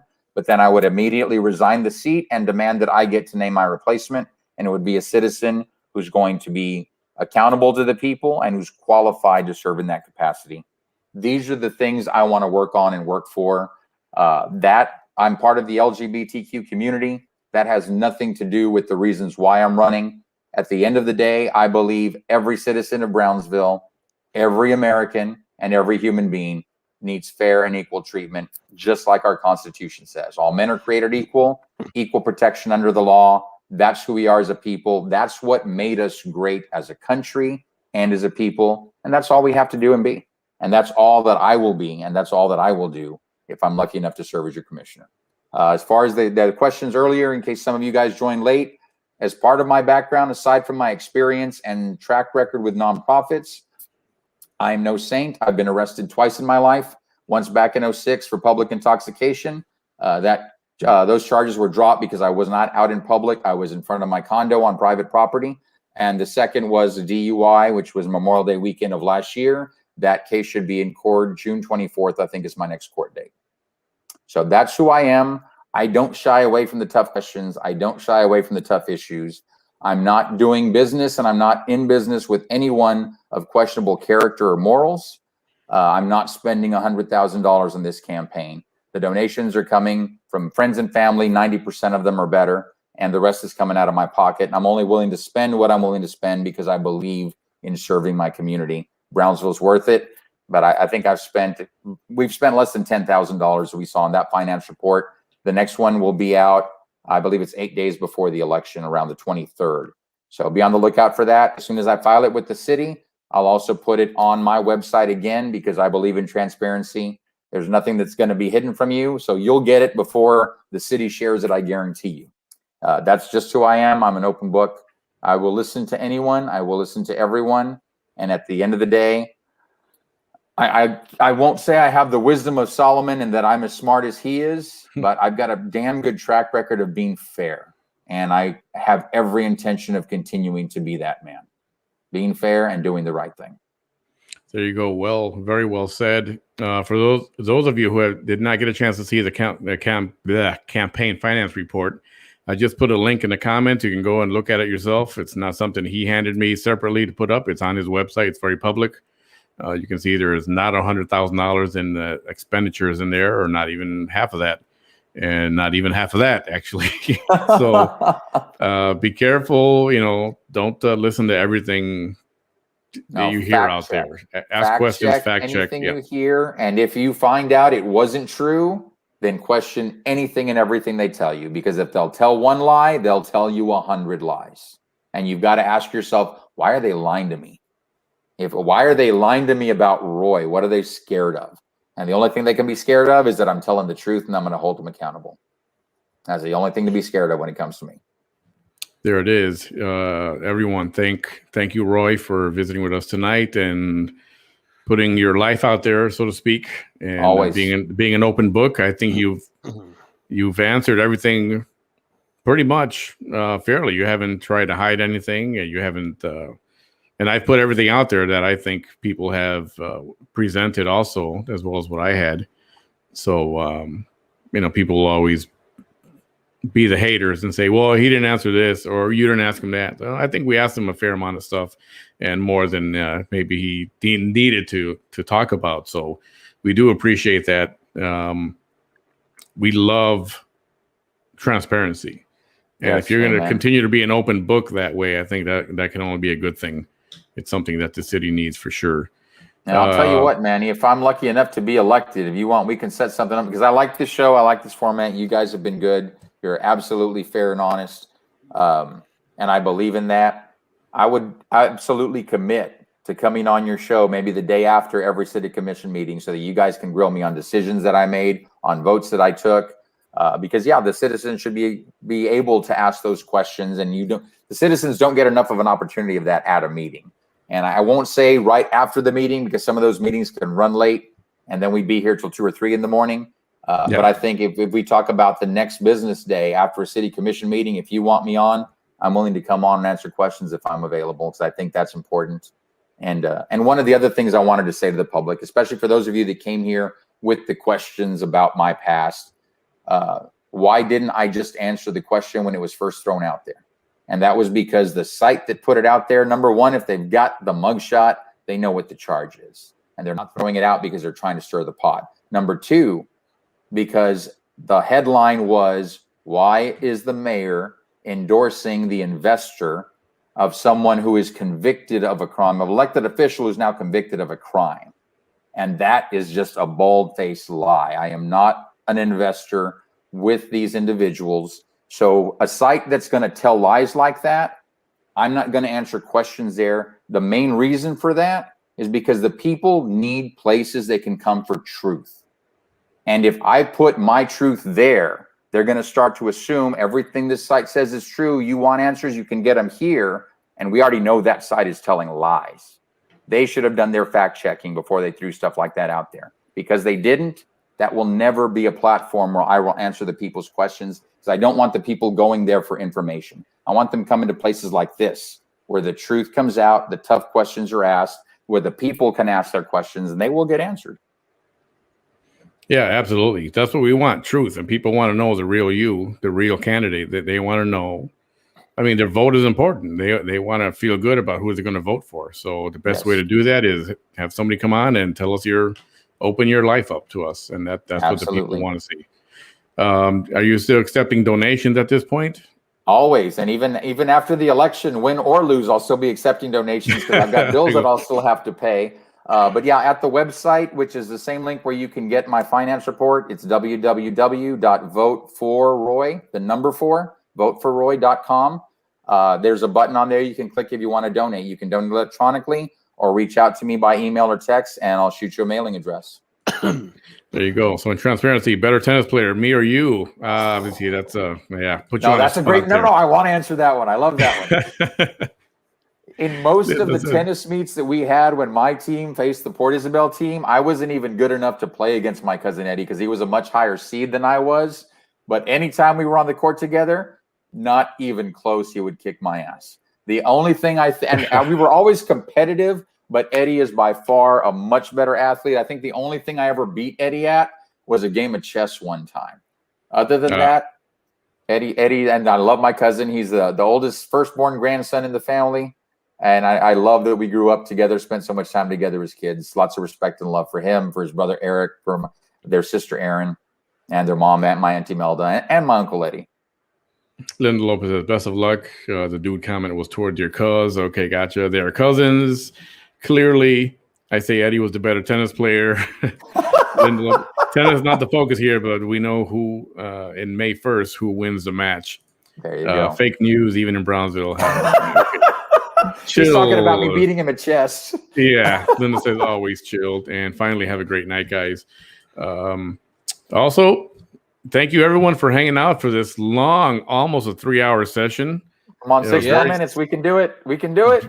Very informative. I got a couple of comments. Do it, Bam, please.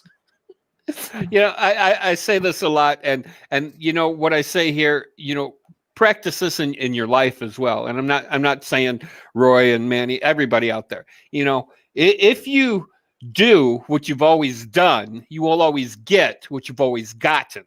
If you want something different, you need to do something different. So in other words, if you want the same people running your city, don't go vote, because the people that's always voted for them will vote for them. You want something different, get up off your butt, go vote. You will get something different or someone different. So get out there and vote. Vote for Roy. I mean, he's a great guy. If I lived there, I'd be voting for him right now. I hear early voted was yesterday. Early voting started. Yeah, started on Monday, and election day is May the 1st. Saturday, May 1st. Yeah, early voting runs through Saturday. There's no voting Sunday. Then Monday and Tuesday, 8 a.m. to 8 p.m. And then election day is Saturday, May 1st. Yep. So if you guys want something different, vote for something different. And you'll get it. You'll be surprised. I saw comments out there. Folks were saying, this is why I don't vote in city. I don't vote in BISD. I don't vote in county. And they're encouraging other people not to go vote. I'm sorry. Don't trust people who tell you shouldn't vote. Yeah. Because that's your voice. And I have no doubt if they're telling you not to vote, that's because they'd rather be able to manipulate the outcome, knowing it'll be a low turnout, and they stack it with their people. Exercise your right to vote. That's one of the freedoms that we should cherish. And I get it. I'm right there with everybody. I mean, we got to vote for president, then we got to vote for our governor, and then like 3 weeks later we're voting for this, and then we're voting. We feel like we're voting every time we turn around, and it sucks. because, we need a better schedule in life on this because we're sick of it. That's why these city elections, as important as they are, not a lot of people go vote for them because it's like, why bother? Okay, well, if you don't go vote, then you don't have a right to bitch about it. Amen. Get up off your butt. I always say, vote. if you don't vote, you suck, and you can't complain. Yes. I mean, don't complain at all. This has been the most transparent interview I've ever seen any candidate ever at any level of government. Nice job, Manny. And Bam, thank you so much. Lupito says, Eddie. good interview. Thank you. Yeah, voting for different, but not for more of the same. Absolutely. Guys, encourage everybody to vote. People need to vote. Tell your family, your friends, you say, come on, we need to make a change here. Robert says, good job. True definition of insanity is doing the same thing and expecting a different result. Yes, that's true. Yep. It was a great presentation. Thank you, Joe. I appreciate it. Exactly, Eddie. Why vote for the same club members? How have you been? Okay, good. All right. Thank you so much. If you haven't liked my page, closing remark. Yes, one sir. closing remark because of my cousin Eddie's comment, and I love that about this being the most transparent interview, and that's why I like coming on your show. But yeah, after my meet and greet the other night at Cobbleheads, and they kept me up there for at least an hour with Q&A, and I love doing it, and they hit me on all kinds of issues. But afterwards, I had a couple of folks come up to me and they said, forget the city race. You need to be running for Congress. Filemon is retiring. You need to run for Congress. And if ever we get to the point where the citizens would want me to do something like that, I'd be willing. That's not my goal. I'm not looking to be a career politician. I'm starting with Brownsville. I won't leave my midterm to try and get to a higher office or anything like that. I want to make Brownsville shine first. But I'm proud when people say that thank for the transparency, even if they disagree with my views. I'll always be honest. I'm not going to try and pander. I'm not going to sugarcoat it. This is who I am, and I want you to know that. And if you choose to vote for me, I want it to be because you have faith that I'll serve you faithfully, have trust that I'll serve you faithfully, and not because I've given you lip service and told you what you wanted to hear. Yeah, how can you fault that? I mean, like it or not, so far, I think we've heard a lot. We've heard him say his honest opinion, I believe, on a lot of issues. And I think he's opened up. I think, make your decision wisely. It wouldn't be a bad choice. But seriously, the 15, 20, 30 minutes that it's going to take you to get up off your butt, drive to your polling place. I mean, is it really that much out of your day? Take you to just make sure that the city is going to be better off? No, it's not. I mean, just ask yourself this question. Are all of your needs being met by the city? If they're not all being met, then it's worth the 30 minutes to go cast your vote. Seriously, do it. Get up off your backside and go vote. Everyone, thanks for tuning in with us here. We're almost, I know Roy would love to make the 3-hour mark. And is this your longest show ever? Quite as you. I think it might be. I think it might be, yeah. When I was with a previous page before, we did like a 4.5-hour deal that went into 4 a.m. Nice. But that was not an interview. That was just a hang around kind of show, and we had a lot of people still watching for a long time. As long as I've got the title for longest interview, I'm happy, man. Yeah, right now you've got that title, that's for sure. Everyone, if you haven't liked my page, Manny Behind the Mic on Facebook, please give us a like. On YouTube also, youtube.com/Manny Behind the Mic. Give us a subscribe there. And if you're feeling generous and would like to donate for the cause, we do have expenses on the show. The Cash App is right down there, scrolling at the bottom, $ Manny Behind the Mic. Yeah, the biggest suspense was we have to pay Roy for his time tonight. Yeah, right. That's going to get me to that $100,000 mark in my campaign. Exactly. See, we're trying to get him to $100,000 in pennies. No, actually, no. I gotta say, Roy is here on his own time. He's not being paid, so that was a joke on my part, guys. Yeah. No, thank you for that. And one last plug for Manny's merch. You can get T-shirts, Bamisms. Yep, you can get the onesie. The onesie for the baby that says "She a hoe." What's on the shirt? What does a shirt look like?